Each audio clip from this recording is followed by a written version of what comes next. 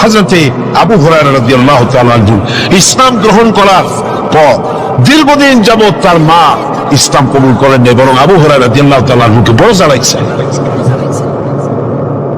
তিনি মায়ের পায়ে পড়েছেন, বড় অনুরোধ করেছেন, কোনো কিছুতে কাজ হয়নি। একদিন তিনি অনেক রাত করে বাড়িতে বেরোচ্ছেন, মা তাকে প্রশ্ন করলেন, এত রাত কোথায় ছিলি? তিনি বললেন, আমি ছিলাম রাসূল করিম সাল্লাল্লাহু আলাইহি ওয়াসাল্লামের কাছে। শোনা মাত্র মা তাকে খুব করে মারলেন, গলা ধাক্কা দিয়ে বাড়ি থেকে বের করে দিলেন। তিনি রাসূলুল্লাহর খেদমতে এসে কাঁদতে লাগলেন। আল্লাহ নম্বরের আবু হুরায়রা, কাঁদো কেন? হযরত আবু হুরায়রা বললেন, ইয়া রাসূলুল্লাহ, মা আমাকে মেরেছে। বললেন, মারলো কেন? তিনি বললেন, ঘটনা শোনালেন, আপনার কাছ থেকে দেরি করে যাওয়ার কারণে আপনার নাম শুনে সহ্য করতে না পেরে আমাকে মারছে। হুজুর বলেন, আবু হুরায়রা, মা তোমাকে মেরেছে, এখানে আমার কিছু করার নাই। আমি এখানে দখলান্দাজ করতে পারবো না, আমি এখানে কোনো ইন্টারফেয়ার করতে পারবো না। মা মারছে, আমি কি করবো? ভাইরা আমার, হযরত আবু হুরায়রা বলেন, ইয়া রাসূলুল্লাহ, মায়ের বিরুদ্ধে নালিশ করার জন্য তো আমি আপনার কাছে আসি নাই। বললেন, কেন এসছো? হযরত আবু হুরায়রা বলেন, ইয়া রাসূলুল্লাহ, আমি আসছি দোয়া চাওয়ার জন্য। আমি জানি নবীজি যদি আল্লাহর দরবারে হাত উঁচু করে দোয়া মঞ্জুর হয়ে যায়। আপনি আমার মায়ের জন্য হেদায়েতের জন্য দোয়া করুন। মা দুহাত তুলে দোয়া কর। আল্লাহর নবী তখন দুহাত উঁচু করে দোয়া করলেন, আল্লাহুম্মা ইহদি উম্মা আবি হুরায়রা, আয় আল্লাহ, আমি দোয়া করি আবু হুরায়রার মাকে তুমি হেদায়েত নসিব করে দাও। হযরত আবু হুরায়রা দৌড় দিলেন। কয়েকজন সাহাবী পিছন থেকে টেনে ধরলেন, দৌড়াও কেন? কোন বিপদ হলো নাকি? তিনি বললেন, না, কোনো বিপদ হয় নাই, তবে দৌড়াও কেন? তিনি বললেন, দৌড়াই এই কারণে, আমাকে যেতে দাও, বাড়ি পর্যন্ত আমি দৌড়াই যেতে চাই। আমি বাড়ি পর্যন্ত দৌড়াই গিয়ে দেখতে চাই আমি দৌড়ে আমার বাড়িতে আগে পৌঁছলাম না রাসূলুল্লাহর দোয়া আমি বাড়ি যাওয়ার আগে রাসূলের দোয়া আমার বাড়ি পর্যন্ত গেল নাকি। হযরতে আবু হুরায়রা রাদিয়াল্লাহু তাআলা আনহু তিনি বাড়িতে চলে গেলেন, দরজায় গিয়ে নক করলেন। ভেতর থেকে আওয়াজ এলো, কে? তিনি বললেন, মা, আমি আবু হুরায়রা এসেছি। মা বলছেন, আপু অপেক্ষা করো, দরজা খুলে দিতেছি। হযরতে আবু হুরায়রা তিনি বললেন, মায়ের গলার আওয়াজ দিয়েই আমি বুঝতে পারলাম আমি ঘরে আসার আগে রাসূলুল্লাহ তীর তার দিশালায় পৌঁছে গেছে, দোয়া কবুল হয়ে গেছে। হযরতে আবু হুরায়রা বললেন, মা বেরিয়ে এলেন, গোসল করে এসেছেন। মা আমারে বললেন, বাবা, তোমাকে মারার পর আমি বড় অনুতপ্ত হয়েছি যে আমি মারলাম কেন। আমার ছেলে তো কোনো খারাপ মানুষের কাছে যায় নাই, দুনিয়ার সর্বশ্রেষ্ঠ মানুষের কাছে গেছে, মারলাম কেন? বড় অনুতপ্ত আর অনুশোচনা আমি করেছি। আমি গোসল করেছি, আমি ওযু করেছি, আমাকে জলদি করে নিয়ে চলো, আল্লাহর নবীর খেদমতে নিয়ে হাজির করে দাও। হযরতে আবু হুরায়রার মা ঘোষণা করলেন, লা ইলাহা ইল্লাল্লাহু মুহাম্মাদুর রাসূলুল্লাহ। হাজমা নামক আরেকজন সাহাবী রাসূল করিম সাল্লাল্লাহু আলাইহি ওয়াসাল্লামের কাছে উপস্থিত হলেন। তিনি অনুমতি চাইলেন যে রাসূল, আমি জিহাদে যেতে চাই, আমি জিহাদে যেতে চাই। হুজুর বললেন, আলাকা ওয়ালিদাতুন, তোমার কি মা বেঁচে আছে? তিনি বললেন, হ্যাঁ, আমার মা জীবিত আছেন। আল্লাহ নবী বললেন, ইযহাব ফাকরিমহা ফাইনাল জান্নাতা তাহতা রিজলাইহা, আখরাজাহু নাসাই, নাসাই শরীফের হাদিস। রাসূলুল্লাহ বললেন, তোমার মা তখন আছে, ইযহাব, চলে যাও, বাড়ি চলে যাও, ফাকরিমহা, এবং মায়ের সম্মান করো, ইজ্জত করো, মায়ের খেদমত করো, ফাইনাল জান্নাতা তাহতা রিজলাইহা, তোমার জান্নাত তোমার মায়ের দুই পায়ের নিচে। হামালাতুহু উম্মুহু ওয়াহানান আলা ওয়াহানিন, তার মা তাকে শান্তির পর শান্তি, দুর্বলতার পর দুর্বলতা সহ্য করে গর্ভধারণ করেছে। ওয়াফিসালুহু ফি আমাইন, আর তাকে দুধ ছড়াতে সময় লেগেছে 2 বছরের মতো।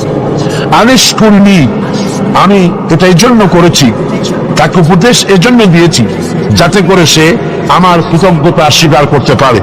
ওয়ালিওয়ালিদাইকা, এবং তার পিতামাতারও কৃতজ্ঞতা স্বীকার করতে পারে। ইলাইয়াল মাসির, আর তোমাদের সকলকেই আমার কাছে ফিরে আসতে হবে। ওয়াইন জাহাদাকা আলা আন তুশরিকা বি মা লাইসা লাকা বিহি ইলম, আর কিন্তু যদি তারা তোমার প্রতি আমার সাথে কাউকে শরীক করার জন্য চাপ দেয়, তাহলে তুমি তাদের কাছে তাদের কথা কখনই মেনে নিও না। দুনিয়ায় তাদের সাথে সদাচরণ করতে থাকো, কিন্তু মেনে চলো কেবলমাত্র সেই ব্যক্তির পর যে আমার দিকে ফিরে এসেছে, এবং এরপর তোমাদের সবাইকে আমার দিকে ফিরে আসতে হবে, এবং সেদিন তোমরা যা কিছু করেছিলে সবকিছু তোমাদেরকে জানিয়ে দেওয়া হবে। এ হচ্ছে আয়াতে কারিমার শাব্দিক অর্থ। এবার আমরা এর ব্যাখ্যার দিকে এগিয়ে যেতে চাই। আল্লাহ পাক এই আয়াতের মধ্যে আমাদের জন্য কি রেখেছেন?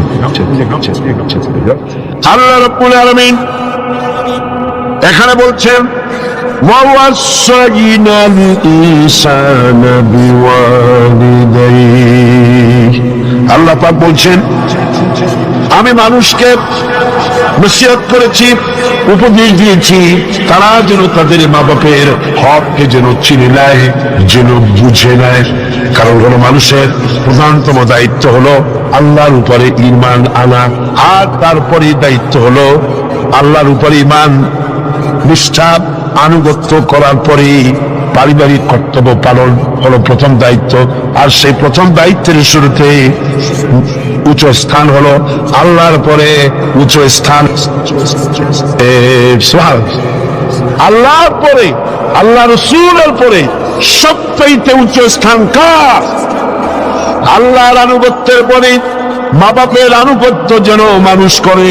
এজন্য আল্লাহ রাব্বুল আলামিন তিনি বলছেন ওয়াকাদা রাব্বুকা আল্লা তা'বুদু ইল্লা ইয়্যাহু ওয়া বিল ওয়ালিদাইনি ইহসানা। তোমার রবের পক্ষ থেকে এটা ফয়সালা হয়ে গিয়েছে, এটা চূড়ান্তভাবে ফয়সালা হয়েছে যে আমি আল্লাহর পরে, আমি আল্লাহর ইবাদতের পর এহসান করতে হবে, উপকার করতে হবে, ভালোবাসতে হবে, মহব্বত করতে হবে, এহসান করতে হবে মা বাপের। কার? কার? মা বাপের আনুগত্য করা হুকুম মানে আল্লাহ পাক ফরজ করে। আল্লাহ পাক শিখালেন إما يبلغن الكبر أحدهما أو كلاهما فلا تقل لهما أف ولا تنهرهما وقل لهما قولا كريما। আল্লাহ পাক বলছেন তাদের মধ্যে একজন অথবা উভয় তোমাদের সম্মুখে যখন বার্ধক্যে পৌঁছে যায়, তাহলে তাদেরকে তাদের সামনে এই শব্দটি পর্যন্ত বলো না, এবং তাদেরকে ভর্ৎসনা করো না, ধমকের স্বরে কথা বলো না, মাথা উঁচু করে ধমকের স্বরে চোখ রাঙায় কথা বলো না, বরং আদবের সাথে সম্মানের সাথে কথা বলো। সুবহানাল্লাহ। মা বাবার সাথে কেমনে কথা বলতে হবে আল্লাহ পাক শিখাই দিচ্ছেন। মা বাবার সঙ্গে কথা বলবা ভদ্রতার সাথে, সম্মানের সাথে, এবং তাদের সঙ্গে তাদের সাথে দোয়া করতে হবে আল্লাহ রাব্বুল আলামিনের কাছে। আল্লাহ পাক শিখাচ্ছেন ওয়াখফিদ লাহুমা জানাহাদ দুল্লি মিনার রাহমা ওয়া কুল রাব্বিরহামহুমা কামা রাব্বায়ানি সাগীরা। হে পরওয়ারদিগার, এভাবে দোয়া করো। মা বাপ তাদের জন্য নরম এবং বিনীত হয়ে তাদের সামনে অবনত হও, করুণার ডানা বিছায়া দাও। মা বাবার জন্য কি করো? করুণার ডানা বিছায়া দাও, আর তাদের জন্য এইভাবে দোয়া করো, হে আমার রব, আমার শিশুকালে, আমার সহায়হীন সময়, আমার যখন কোনো উপায় ছিল না, পায়খানা করে বিছানায় পায়খানার ভিতরে পড়ে থাকতাম, সাফ করতে আমি পারি না, বলতেও পারি না, আমার ভাষা নাই, পেশাবের মধ্যে পৌষের শীতের রাতে পেশাবের মধ্যে পড়ে আছি, এত অসহায়, আমি না কানলে কেউ আমার কাছেও আসে না, কথা বলতে পারি না। আমার অসহায় সময় আমার মা বাপ যেভাবে আমাকে স্নেহ করে লালন পালন করেছে, আমার মাবুদ অকৃত্রিম স্নেহ দিয়ে আমাকে যেভাবে লালন করেছে, আল্লাহ তুমি আমার মা বাপকে তোমার রহমতের করে লালন পালন করো। বলেন সব আমার সাথে, রব্বিরহামহুমা কামা রাব্বায়ানি সগীরা। সবাই পড়েন, রব্বিরহামহুমা কামা রাব্বায়ানি সগীরা। আমার রব আমার মা বাপগুলো রহমত করো, শান্তিতে রাখো। আপনারা প্রত্যেক নামাজের মোনাজাতে আপনারা যখনই দোয়া করবেন এই কথা করবেন, মনে থাকবে? মনে থাকবে? খবরদার ভুলে যাবেন। সূরা বনী ইসরাঈলের এই দুটি আয়াতের মধ্যে কয়েকটি শিক্ষা পাওয়া যায়। প্রথম হচ্ছে, মুমিনের উপর আল্লাহ রাব্বুল আলামিন আল্লাহর পরে সবচেয়ে বড় অধিকার করে দিয়েছেন পিতামাতা। আল্লাহর পরেই অধিকার কার? পিতামাতা। আল্লাহর ইবাদতের পরই পিতামাতার সাথে ভালো ব্যবহার করার নির্দেশ দিয়েছেন আল্লাহ পাক নিজে। আর 2 নম্বরে, মাতা পিতা বার্ধক্যে উপনীত হলে তাদের মেজাজের ভিতরে কিছুটা রুক্ষতা আসতে পারে না? মা বাপ যখন মানুষ যখন বুড়া হয়ে যায় তখন মেজাজ কি ভালো থাকে না? এক পিড়ি সব বিমারি, একটা রোগী এক বার্ধক্য শত রোগের উৎস। নানান রকমের রোগ ব্যাধি আসে, কানে কম শোনে, স্বাস্থ্য ভালো না, মেজাজ খারাপ, এই জন্য তাদের মেজাজটা একটু রুক্ষ হয়ে যায়। সন্তান তাদের যেন বিরক্ত না হয়, খুশির সাথে বরদাস্ত করতে হবে, এমনকি ওহু শব্দটি বলা যাবে না। সুবহানাল্লাহ, আল্লাহ নিষেধ করছেন বরদাস্ত। অনেক লোক আছে মা বাবা বুড়ো হয়ে গেছে, আর এই বুড়ো হয়ে যাওয়ার পর বিরক্ত হয়ে সন্তান বলতে থাকে, এই বুড়িটা মরে না কেন, বুড়াটা মরে না কেন? বলেন নাউজুবিল্লাহ, মরে না কেন? আমার বন্ধুগণ, কি করে এই কথা আপনার মুখ থেকে বেরোলো? আপনার কি মনে নাই আপনি যখন ছোট ছিলেন তখন অসুস্থ হয়েছেন, টাইফয়েড হয়েছে, রোগ হয়েছে, ডাক্তারপত্র তেমন সেকালে পাওয়া যেত না, আপনার কাছে বসে ঘরে বৈদ্যুতিক লাইট নাই, কেরোসিনের আলো জ্বালায়া মা শিয়রে বসে বসে কোরআন শরীফ তেলাওয়াত করে আর চোখের পানি দর দর করে পড়তে থাকে। আখিরি রজনীতে মা দুহাত উঁচু করে রোগাক্রান্ত মৃত্যু শয্যায় শায়িত সন্তানের পাশে বসে দোয়া করে, রব্বুল আলামিন আমার জীবনের বিনিময়ে আমার সন্তান তারা হায়াত দারাজ করে দাও। যেই মা এমন করে দোয়া করে সন্তানের জন্য, সেই সন্তান দূর কথা মতো অথবা নিজেই মায়ের মেজাজ খারাপ দেখে বলে, বুড়িটা মরে না কেন? নাউজুবিল্লাহ, আল্লাহ পাক বলছেন, মাতা পিতার মান মর্যাদার দিকে লক্ষ্য রাখো। সূরা বনী ইসরাঈলের আয়াতে এই শিক্ষা পাওয়া যায়, মান মর্যাদার ভিতরে উপরে লক্ষ্য রাখো, কারণ এখন আয় রোজগার করতে পারে না আগের মতো, তাদের অভিমান আসতে পারে, যখন যা প্রয়োজন সন্তানটা দেয় না, বউ একটা ঘরের মধ্যে দাজ্জাল মার্কা, চাইলেও পায় না, নানা রকম অসুবিধার কারণে মান অভিমান হতে পারে, গোসা হতে পারে। আল্লাহ নির্দেশ করছেন, সন্তান তুমি যেন মা বাপের সাথে রাগারাগি করবে না, মায়ের সাথে পিতার সাথে কোনো খারাপ ব্যবহার করবে। কে নিষেধ করেছেন? বিনয়ের সাথে কথা বলো। আল্লাহ বলছেন মা বাবার সাথে কিভাবে কথা বলো? বিনয়ের সাথে, নরম সুরে, একান্ত অনুগত খাদেমের মতো কথা বলো। সুবহানাল্লাহ। পিতামাতার অসহায় এবং দুর্বল অবস্থায় তাদেরকে বেশি করে সম্মান করো, কারণ মনে রাখা দরকার, তোমার হাজারো বিরক্তি সহ্য করেছে ছোটবেলায় তোমার বাবা, হাজার বিরক্তি সহ্য করেছে। কোলে উঠেছ, গাড়ি উঠেছ, পেশাব করেছ, পায়খানা করেছ, বিরক্তি সহ্য করে নাই? মা সহ্য করে নাই? হাজারো বিরক্তি সহ্য করেছে। এজন্য আল্লাহ পাক বান্দাকে স্মরণ করে দিয়েছেন, বান্দারে মা বাপের জন্য দোয়া করবি, রব্বিরহামহুমা কামা রাব্বায়ানি সগীরা। এই দায়িত্ব কে দিলেন? কে দিলেন? এখন আপনি যেন দায় সারার জন্য, আল্লাহ দায়িত্ব দিছে বলে আপনি দায় সারার মতো মায়ের একটু কাপড় দিলেন, বাপের একটু জামা দিলেন, 2-5টা টাকা দিলেন, দায় সারার জন্য দিচ্ছেন না অন্তরের মহব্বত দিয়ে দিচ্ছেন? এটা দেখছেন কে?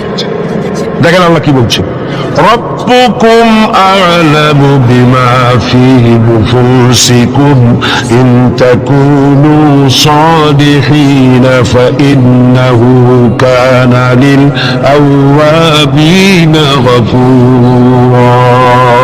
তোমার রব কিন্তু জানেন যে তুমি কি দায় সারা গোছের কাজ করছো না আমার কল্পিত দায়িত্ব হিসেবে তুমি তোমার মাকে সম্মান করছো, টাকা দিচ্ছ, পিতাকে সম্মান করছো।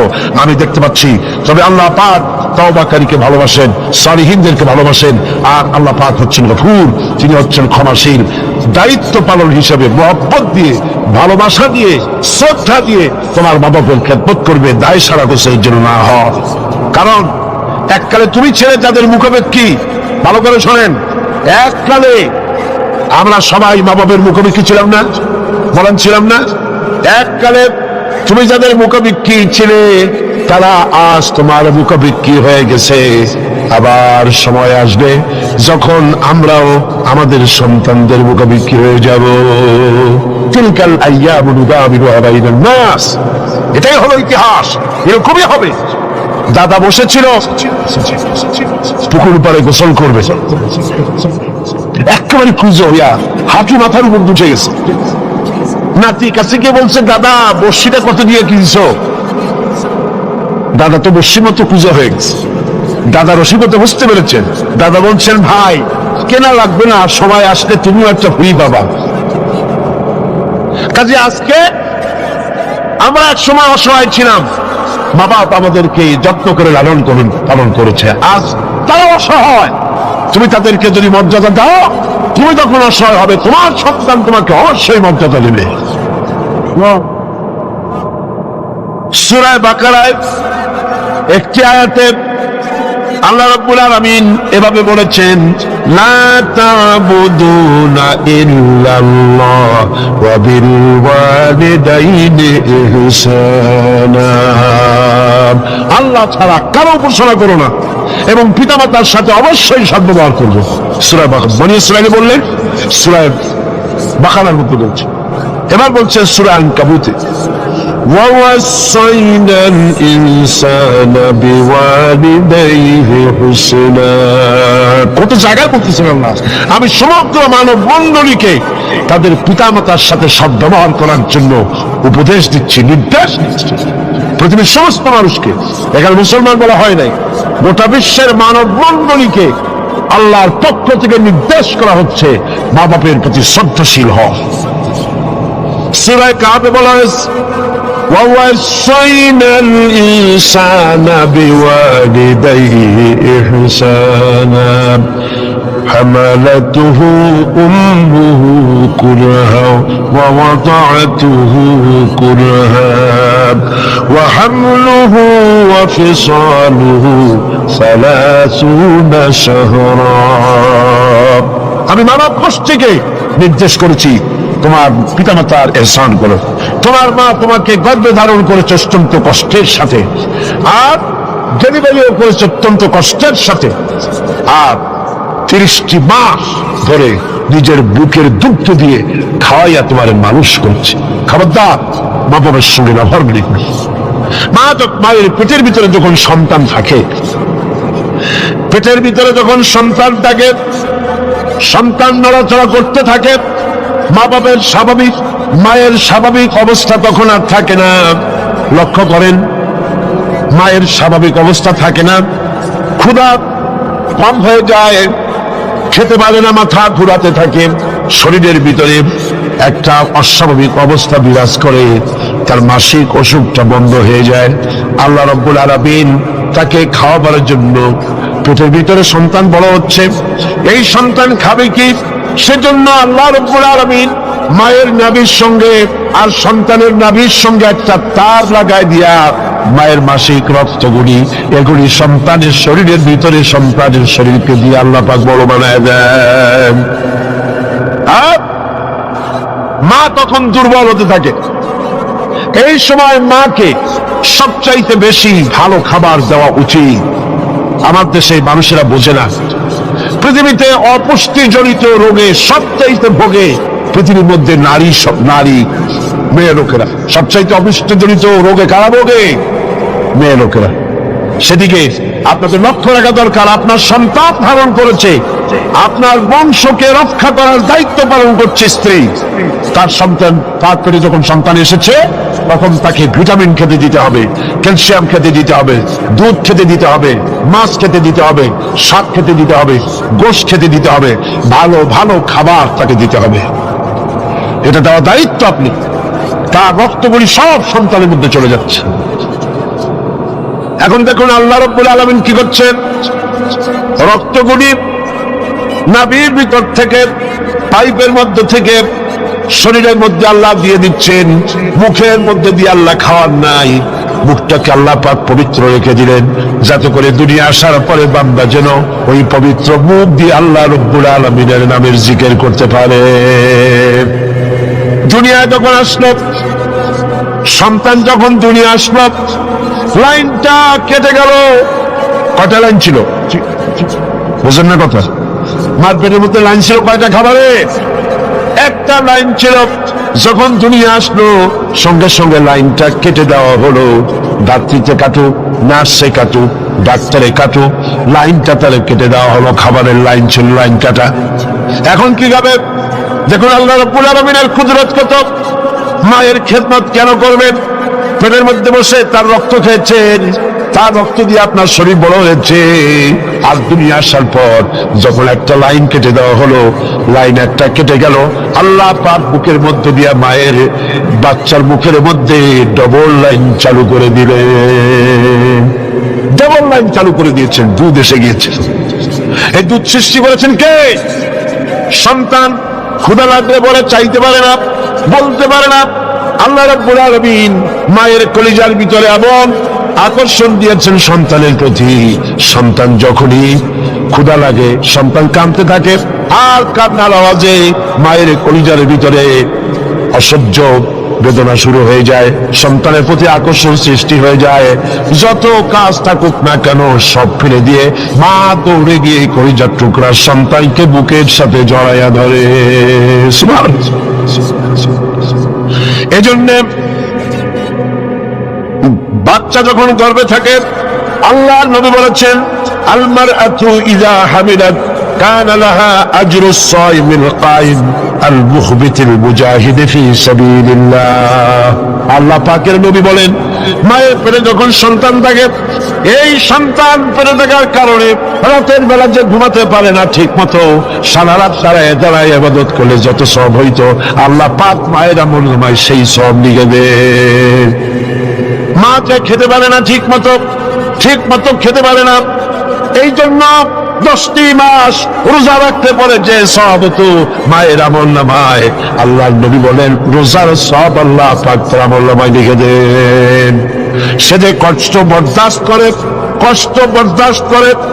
এই কষ্ট বরদাস্ত করার জন্য পেটে ধারণের কষ্ট আর ডেলিভারির কষ্ট বরদাস্ত করার কারণে পুরুষেরা জিহাদ করে যে সওয়াব পাবে, মা সন্তান পেটে ধরে ডেলিভারি করে সন্তান মানুষ করে সেই জিহাদের সওয়াব পাইয়া যাবে। সুবহানাল্লাহ। আমার বন্ধুগণ, এসব আল্লাহ পাক মানুষকে দান করেছেন। মা বাবার খেদমত করতে বলেছেন, মাকে ভুলে যেও না, মায়ের প্রতি শ্রদ্ধাশীল হও, মায়ের জন্য আল্লাহর কাছে দোয়া করো, আমার কাছে মা বাপের জন্য প্রার্থনা করো। রব্বির হামহুমা কামা রাব্বায়ানি সগীরা। পড়েন সবাই, রব্বির হামহুমা কামা রাব্বায়ানি সগীরা। আয় আল্লাহ, আমার মা বাপ যেমন স্নেহ করে আমাকে লালন পালন করেছে, তুমিও আমার মা বাপকে তোমার রহমতের করে লালন পালন করো। এখানে একটা জিনিস লক্ষ্য কর, হামালাতহু উম্মুহু ওয়াহনান আলা ওয়াহনিন ওয়াহনান আলা ওয়াহনিন, শান্তির পর শান্তি, কষ্টের পর কষ্ট, অর্থাৎ পেটে ধরার কষ্ট, ডেলিভারির কষ্ট। এই যে কষ্ট মা বহন করছে, এই কষ্টের ঋণ মানুষ সন্তানেরা কোনদিন শোধ করতে পারবে না। পারবে? সন্তান যদি তার বুকের চামড়া দিয়া মায়ের জন্য এক জোড়া জুতা তৈরি করে দেয়, পিঠের চামড়া নয়, সন্তান যদি তার বুকের চামড়া দিয়া মায়ের পায়ের এক জোড়া যদি জুতা তৈরি করে দেয়, মায়ের এক ফোঁটা দুধের হক আদায় হবে না। আল্লাহ পাক বলছেন, ওয়া ইন জাহাদাকা আলা আন তুশরিকা বি মা লাইসা লাকা বিহি ইলম ফালা তুতি'হুমা ওয়া সাহিবুহুমা ফিদ দুনিয়া মারুফা। আল্লাহ পাক বলছেন, কিন্তু তারা যদি তোমাকে, মর্যাদা তাদের আল্লাহর পরেই মা বাবার মর্যাদা, আল্লাহর পরে কার মর্যাদা? সন্তানের কাছে মা বাপের মর্যাদা।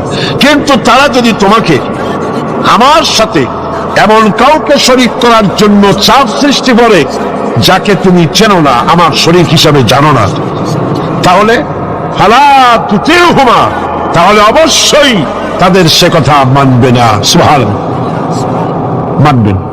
মা বাবার কথা কতটুকু মানা যাবে এবং কতটুকু মানা যাবে না, সে ব্যাপারে শরীয়ত ঠিক করে দিয়েছে। ঠিক এরকম আরেকটি আয়াত সূরা আনকাবুতের মধ্যে এসেছে। আল্লাহ পাক বলছেন, ওয়া ওয়াসাইনাল ইনসানা বিওয়ালিদাইহি হুসনা ওয়া ইন জাহাদাকা লিতুশরিকা বিমা লাইসা লাকা বিহি ইলম ফালা তুতি'হুমা। আল্লাহ পাক নির্দেশ করছেন, মা বাপের খেদমত করো, সম্মান করো, ইহসান করো। আর তারা যদি তোমাদের উপরে কোন চাপ সৃষ্টি করে আমার সাথে কাউকে শরীক স্থাপন করার জন্য, তাহলে অবশ্যই তাদের এই কথা তোমরা মানবে না।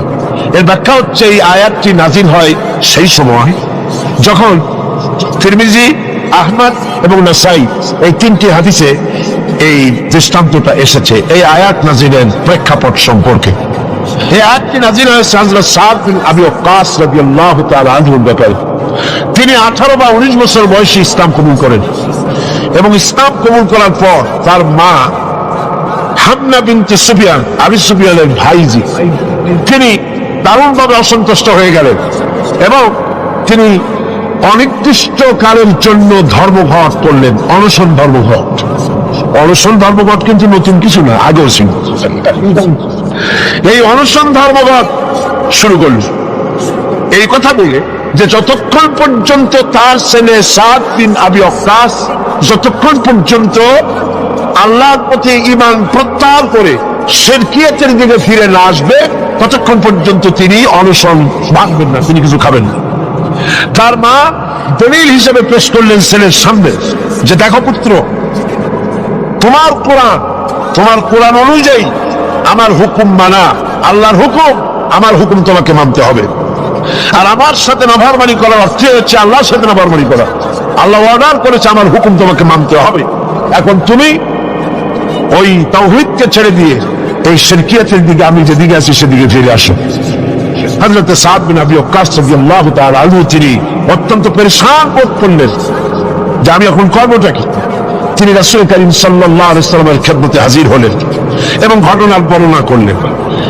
এই ঘটনা যখন বর্ণনা তিনি করলেন রাসূলের কাছে, তখন সূরা আনকাবুতের এই আয়াত নাযিল হল, وَوَصَّيْنَا الْإِنسَانَ بِوَالِدَيْهِ حُسْنًا। উপদেশ দেওয়া হয়েছে মানব গোষ্ঠীকে তারা যেন তার মা বাপের প্রতি ইহসান করে, উপকার করে। কিন্তু وَإِنْ جَاهَدَاكَ لِتُشْرِكَ بِي مَا لَيْسَ لَكَ بِهِ عِلْمٌ فَلَا تُطِعْهُمَا। কিন্তু তারা যদি তোমার উপরে শিরক করতে চাপ সৃষ্টি করে, অবশ্যই তাদের অনুসরণ করবা না। খবরদার, মা বাপ যদি আল্লাহর হুকুমের বাইরে যদি কিছু বলে সেই হুকুম মা বাপের পালন করা, যারা বলে পালন করা যাবে না, কোন অবস্থাতেই মা বাপের সেই হুকুম পালন করা যাবে না। আরেকটি ব্যাখ্যা হচ্ছে যে মা বাপের হক তো সবচাইতে বেশি, কোনো সন্দেহ না, কিন্তু সেই মা বাবাই যদি মানুষকে শিরক করতে বলে তাহলে এই শিরক করতে পারবে না। কারণ হলো আল্লাহ পাকের সাথে কাউকে শরীক স্থাপন করা যাবে না, কারণ তাদের অবৈধ আত্মা সন্তানের অমান্য করাই জরুরি। এর দলিল হচ্ছে মা লাইসা লাকা বিহি ইলম, যে ব্যাপারে তোমার জানা নাই, আল্লাহর সাথে শরীক করবা এরকম কোন শরীকদার এই পৃথিবীতে কেউ নাই, এবং এই সম্পর্কে তুমি জানোই না, সুতরাং তুমি আল্লাহর সাথে মা বাপের কথা মতো কাউকে শরীক স্থাপন করতে পারবে না। তাই মা বাবা যদি ভুলের উপরে থাকে তাহলে সন্তান সেই ভুলকে মানতে পারবে না, সন্তান সেই ভুলকে মানবে না। মা বাপ যদি ছেলে ইসলাম কবুল করেছে, মা বাপ ইসলাম কবুল করে নাই, এমন অবস্থা যদি হয় তাহলেও সেই মা বাবের সাথে খারাপ ব্যবহার করা যাবে না। ব্যবহার করতে হবে কি? ভালো ব্যবহার। কি করতে হবে? এই ভালো ব্যবহার সম্পর্কে রাসূল করিম সাল্লাল্লাহু আলাইহি ওয়াসাল্লামের কাছে প্রশ্ন করা হলো, আইয়ুল আমালি আহাব্বু ইলাল্লাহি তাআলা, আল্লাহর কাছে সবচাইতে ভালো আমলটা কি? রাসূল করিম সাল্লাল্লাহু আলাইহি ওয়াসাল্লাম জবাব দিলেন, আসসালাতু আলা ওয়াক্তিহা, নামাজ তার ওয়াক্ত মতো আদায় করা, এটাই হলো সবচেয়ে ভালো আমল। সাহাবী প্রশ্ন করলেন, তারপরে কি? রাসূলুল্লাহ বললেন, বিররুল ওয়ালিদাইন, মা বাবার খেদমত করা, এটাই হলো সবচেয়ে ভালো কাজ। আরেকজন প্রশ্ন করলেন, মান আহাক্কুন নাস বিহুসনি সাহাবাতি, হে রাসূল, সবচেয়ে আমার কাছে ভালো ব্যবহার পাওয়ার হক কার? আল্লাহর নবী বলেন, তোমার মা। সাহাবী প্রশ্ন করলেন, সুম্মা মান, এরপরে কে? রাসূল বললেন, উম্মু, তোমার মা। তারপরে কে? হুজুর বললেন, তোমার মা। তারপরে কে? হুজুর বললেন, তোমার পিতা। মার মর্যাদা কয় গুণ বাড়লো? কয় গুণ বাড়লো? 3 গুণ বেড়ে গেল। কার চাইতে? বাপের চাইতে মায়ের মর্যাদা কয় গুণ? 3 গুণ বেশি বেড়ে গেছে। হযরত আব্দুল্লাহ ইবনে আমর রাদিয়াল্লাহু তাআলা আনহু তিনি বলেছেন, যা রাজুলুন ইলা নবী সাল্লাল্লাহু আলাইহি ওয়াসাল্লাম ফাস্তাযানা লাহু ফিল জিহাদ, তিনি বলছেন যে একজন লোক রাসূলের কাছে আসলেন এবং তিনি অনুমতি চাইলেন জিহাদে যাওয়ার জন্য, যুদ্ধে অংশগ্রহণ করার জন্য। ফাকালা আহাইদুন ওয়ালিদাক, রাসূল জিজ্ঞেস করলেন, তোমার পিতামাতা কি জীবিত আছেন? তিনি জবাব দিলেন, ক্বালা নাম, হ্যাঁ আমার মা বাবা জীবিত আছে। ক্বালা ফাফীহিমা ফাজাহিদ, চলে যাও বাড়ি, মা বাবার খেদমত করো, এটাই তোমার জন্য জিহাদ। চলে বলেন সুবহানাল্লাহ। হাজমা নামক আরেকজন সাহাবী রাসূল করিম সাল্লাল্লাহু আলাইহি ওয়াসাল্লামের কাছে উপস্থিত হলেন। তিনি অনুমতি চাইলেন যে রাসূল, আমি জিহাদে যেতে চাই, আমি জিহাদে যেতে চাই। হুজুর বললেন, আলাকা ওয়ালিদাতুন, তোমার কি মা বেঁচে আছে? তিনি বললেন, হ্যাঁ আমার মা জীবিত আছেন। আল্লাহর নবী বললেন, ইযহাব ফাকরিমহা ফাইনাল জান্নাতা তাহতা রিজলাইহা, আখরাজাহুন নাসাই, নাসাই শরীফের হাদিস। রাসূলুল্লাহ বললেন, তোমার মা যখন আছে, ইযহাব, চলে যাও, বাড়ি চলে যাও, ফাকরিমহা, এবং মায়ের সম্মান করো, ইজ্জত করো, মায়ের খেদমত করো, ফাইনাল জান্নাতা তাহতা রিজলাইহা, তোমার জান্নাত তোমার মায়ের 2 পায়ের নিচে। সুবহানাল্লাহ কইতে পারলেন না? পারলেন না জোরে সোরে সুবহানাল্লাহ বলতে? আমি বারবার এই কথা বলেছি আপনাদেরকে, আমরা হচ্ছি পুরুষ, আমাদের পায়ের তলে জুতা, স্যান্ডেলস। আমাদের পায়ের তলে কি? জুতা, স্যান্ডেলস। আর এই পর্দার আড়ালে যারা বসে আছেন, আমার ঘরে, আপনার ঘরে যারা আছেন, আমাদের মা বোনেরা, মায়ের যা। নারীরা হচ্ছে কিসের জাত? নারীরা কিসের জাত? এই মায়ের জাত, নারীর পায়ের তলে আল্লাহ জান্নাত। সুবহানাল্লাহ।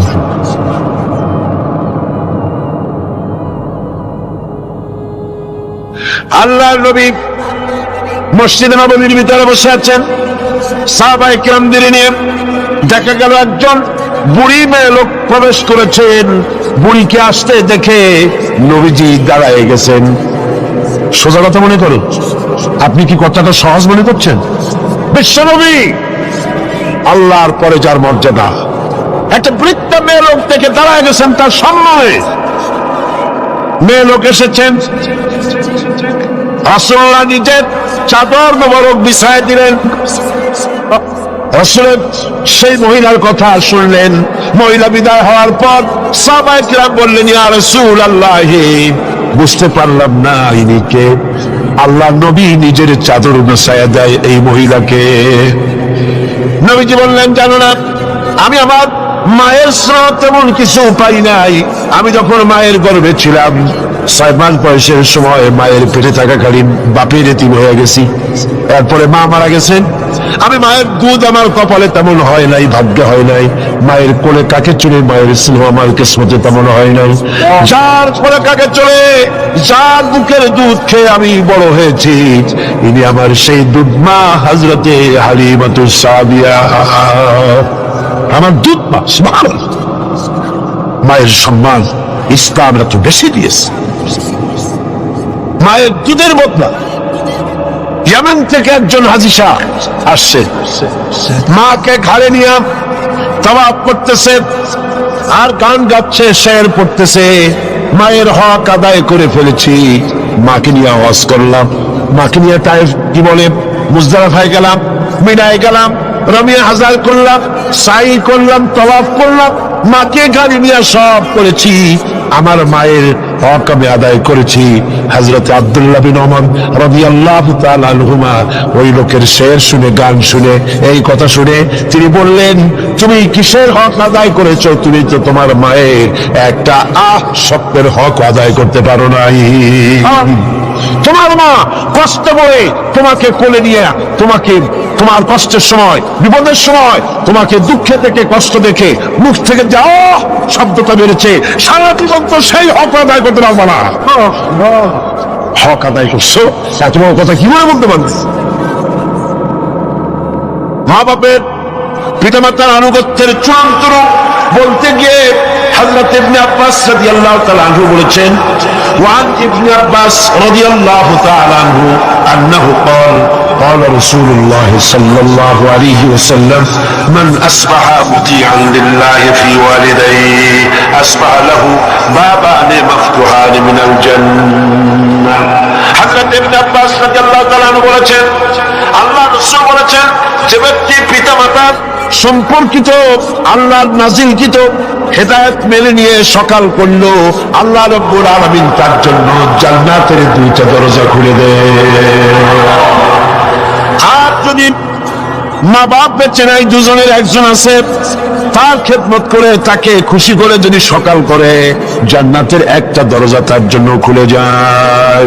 ওয়ামান আমসা আসিয়ান লিল্লাহি ফি ওয়ালিদাইহি আসবাহা লাহু বাবানে মাফতুহান মিনান নার। আর যদি মা বাপকে অসন্তুষ্ট করে, আল্লাহ যে হুকুম করেছে সেই হুকুম অনুযায়ী মা বাবার খেদমত না করে, মা বাবার সাথে নাফরমানি করে যে সন্ধ্যা করলো, নবীজি বলেন তার জন্য জাহান্নামের 2টা দরজা খোলা হয়ে যায়। মা বাপের দুজনের একজন যদি বেঁচে থাকে, তাহলে মা বাবার দুজনের একজন যদি বেঁচে থাকে, তাহলে তাকে যদি অসন্তুষ্ট করা হয়, জাহান্নামের একটা দরজা তার জন্য খোলা হয়ে যায়। সাহাবী প্রশ্ন করলেন, قال رجل وإن ظلماه قال وإن ظلماه। কিংবা রাসূলুল্লাহ বললেন, ওই ব্যক্তি জিজ্ঞেস করলেন, হুজুর মা বাপ যদি আমার উপর জুলুম করে? রাসূলুল্লাহ বলেন, জুলুম যদি করেও? তারপরে সে বলছেন, যদি আমার উপরে জুলুম করে? হুজুর বলেন, জুলুম যদি করেও? আবার প্রশ্ন করলেন, আমার উপরে মা বাপ যদি জুলুম করে? রাসূলুল্লাহ বলেন, জুলুম যদি করেও খবরদার তুমি মা বাবার সাথে নাফরমানি করবে না। সুবহানাল্লাহ। মা বাবার খেদমত করো, কপাল খুলে যাবে। কি খুলে যাবে?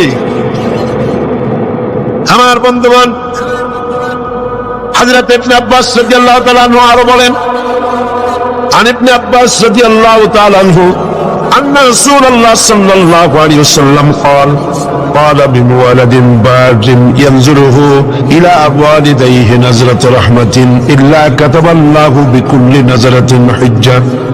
আল্লাহ নবী বলেন, হযরত ইবনে আব্বাস রাদিয়াল্লাহু তাআলা আনহু বর্ণনা করেছেন, রাসূলুল্লাহ বলেছেন, কেউ যদি তার মা বাপের দিকে যদি মহব্বতের নজরে, ভালোবাসার নজরে যদি তাকায়, তাহলে তার আমল নামায় একটা কবুল হজের সব আল্লাহ পাক আমল নামায় লিখে দিবে। একজন প্রশ্ন করলেন, যদি এক সাহাবী প্রশ্ন করলেন, ইয়া রাসূলুল্লাহ, যদি কোন সন্তান তার মা বাবার দিকে দৈনিক 100 বার তাকায় তো কি হবে? আল্লাহর নবী বললেন, জেনে রাখো, 100 বার যদি দৈনিক মা বাবার দিকে রহমতের নজরে, ভক্তির নজরে, ভালোবাসার নজরে যদি তাকাও, আল্লাহ পাক তোমার নামায় আমলে 100 কবুল হজের সব লিখে দিবে। আল্লাহর ভান্ডে কোনো অভাব নেই। তাই বলে আবার কেউ মনে করেন না যে হজ যখন ফরজ আছে, এত কষ্ট করে টাকা খরচ না করিয়া মহব্বতের নজরে বাপের দিকে তাকাইতে, এতে কিন্তু কাম হবে না। উল্টা পাল্টা চিন্তা করবেন না, চিন্তাটা ঠিক মতো করেন। যার উপর ফরজ হয়েছে যাই আদায় করতে হবে। এখানে আল্লাহ পাক সওয়াব দিবে, এই সওয়াবে আপনার হজ যে ফরজ হয়ে আছে সেই দায়িত্ব কিন্তু আদায় হবে না। মা বাবার খেদমত যদি করেন তাহলে আপনার দুনিয়ার ফায়দাটা কি? রাসূলুল্লাহ বলেছেন, আন আনাস ইবনে মালিক রাদিয়াল্লাহু তাআলা قال قال رسول الله صلى الله عليه وسلم من سره أن يمد له في عمره ويزداد له في رزقه فليبر والديه وليصل رحمه رواه أحمد। আল্লাহ নবী বলেন, হযরত আনাস বিন মালিক রাদিয়াল্লাহু তাআলা থেকে বর্ণিত, আল্লাহর নবী বলছেন, কেউ যদি দুনিয়ায় তার রিজিক বাড়াতে চায়, সম্মান বাড়াতে চায়, হায়াত বাড়াতে চায়, সেজন্য তার মা বাপের খেদমত করে। মা বাপের খেদমত যারা করবে, মা বাপের সম্মান যারা করবে, আল্লাহ পাক তার রিজিকে বরকত দান করে দিবেন। রিজকে কোনদিন অভাব হবে না। কবরের কাছে গিয়া, মাজারের কাছে গিয়া বলা লাগবে না, ইয়া খাজা মেরা মতলব কো পুরা কর দে, এটা বলা লাগবে না, এটা বলা লাগবে না। আপনার রিজকে বরকত হয়ে যাবে মা বাপ যদি আপনাকে, আপনার জন্য দোয়া করে। এ দোয়া কবুল, মা বাপের দোয়া কি কবুল হয়ে যাবে। সুতরাং রাসূলুল্লাহ বলছেন, আল্লাহ নবী বলছেন, রিজকে বরকত হবে, সম্মান বৃদ্ধি করতে হবে, অশান্তি হবে না, অসম্মান হবে না। মা বাপের খেদমত করবা, রিজকে কোনো অভাব হবে না। সুবহানাল্লাহ। হযরত আবী হুরায়রা রাদিয়াল্লাহু তাআলা আনহু বলছেন, عن أبي هريرة رضي الله تعالى عنه عن النبي صلى الله عليه وسلم قال رغم أنفه ثم رغم أنفه ثم رغم أنفه। আল্লাহর নবী বলছেন, 3 বার বললেন, সে ব্যক্তি অপমানিত হোক, সে ব্যক্তি অপমানিত হোক। কোন ব্যক্তি? قيل من يا رسول الله, কোন ব্যক্তি অপমানিত হোক? قال من أدرك والديه عند الكبر أو أحدهما ثم لم يدخل الجنة। ভালো করে শুনেন, আল্লাহর নবী বলেন, সেই ব্যক্তি অপমানিত হোক। 3 বার বললেন। প্রশ্ন করা হলো, কোন ব্যক্তি? রাসূলুল্লাহ বললেন, মা বাপ 2 জন অথবা একজনকে জীবনে সে পেল আর খেদমত করে আল্লাহর জান্নাত নিজের জন্য ওয়াজিব করে নিতে পারলো না, তার মতো হতভাগ্য আর কেউ নাই। মা বাপ তাদের আছে, প্রাণ ভরে তাদের খেদমত করো, তাদের খেদমতে আল্লাহ পাক কিসমত খুলে দেবে। রাসূল করিম সাল্লাল্লাহু আলাইহি ওয়াসাল্লামের খেদমতে একজন হাজির হয়ে অভিযোগ করলো, একজন হাজির হয়ে সে অভিযোগ করছে, হে রাসূল, আমার মা খুব বদমেজাজের মেয়ে লোক। কে বলছে? এক যুবক বলছে রাসূলের কাছে গিয়ে, আমার মা খুব বদমেজাজের মানুষ। অভিযোগ। প্রিয় নবী তার জবাবে বললেন, হে যুবক, 9 মাস ধরে অব্যাহত ভাবে তোমার মা যখন তোমাকে গর্ভে ধারণ করেছিল, তখন তো তোমার মায়ের মেজাজ খারাপ ছিল না। তোমার মা যখন তোমাকে পেটে ধরে রাখছিল, তোমার মেজাজ খারাপ ছিল? আরে কি সুন্দর কথা। পেটের ভিতরে একটা জীবিত মানুষ, একটা জীবিত মানুষের পেটের মধ্যে আর একটা জীবিত মানুষ, সে চুপ করে বসে নাই, কেন দিয়ে বুঝতে পারতেছে, আঠো দিয়ে বুঝতে পারতেছে। আমার তো মনে হয় যে এই রকমের যদি পুরুষের হইতো, পুরুষের যা মেজাজ খারাপ, দুনিয়া আসার সাথে সাথে ঠ্যাং ধরে আসার মারতো যে পেটের মধ্যে বসে এত নড়াচড়া করছি। আর মায়ের অবস্থাটা দেখছে, এত কষ্ট পেটে ধারণ করায়, ডেলিভারি যখন করলো 10 মাসের পেটে ধরার কষ্ট আর ডেলিভারির কষ্ট, ডেলিভারিতে কত কষ্ট হয় সে কথা আল্লাহ ছাড়া আর কেউ জানে না। এই ডেলিভারি যখন হয়ে যায়, মা যখন বসে এলো, মা প্রথমেই জানতে হয় কি হয়েছে আমারে দেখাও। সন্তান যখন মায়ের চোখের সামনে তুলে ধরা হয়, আমার আল্লাহ পাক বলেন মায়ের 10 মাসের পেটে ধরার কষ্ট আর ডেলিভারির কষ্ট সন্তানের চেহারা দেখার সঙ্গে সঙ্গে মায়ের মন থেকে আমি আল্লাহ মুছে ফেলে দেই। রাসূলুল্লাহ বলছিল, যুবক আজকে তুমি বলতেছো তোমার মায়ের মেজাজ খারাপ, কিন্তু 9 মাস যখন পেটের মধ্যে তুমি ছিলা তখন তোমার মেজাজ খারাপ হয়নি। যুবক তখন পাল্টা জবাব দিল, হে রাসূল আমি মিথ্যা কথা বলছি না, আমার মা সত্যই তার মেজাজটা দারুণ খারাপ।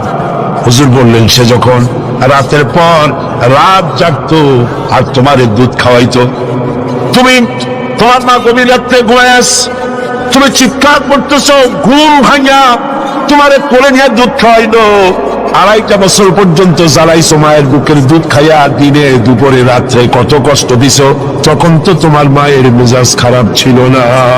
আরে আরে খেতে বসেছে মা, মা কি করে সকলকে আগে খাওয়ায়, স্বামীরে খাওয়াইলো, মেহমান খাওয়ালো, বাচ্চাদের খাওয়ালো, সব শেষে সামান্য তরকারি আর ভাত আছে, খাইতে বসছে সব শেষে, বাচ্চারে কোলে নিয়ে, বাচ্চা পায়খানা করে দিয়েছে কোলের মধ্যে।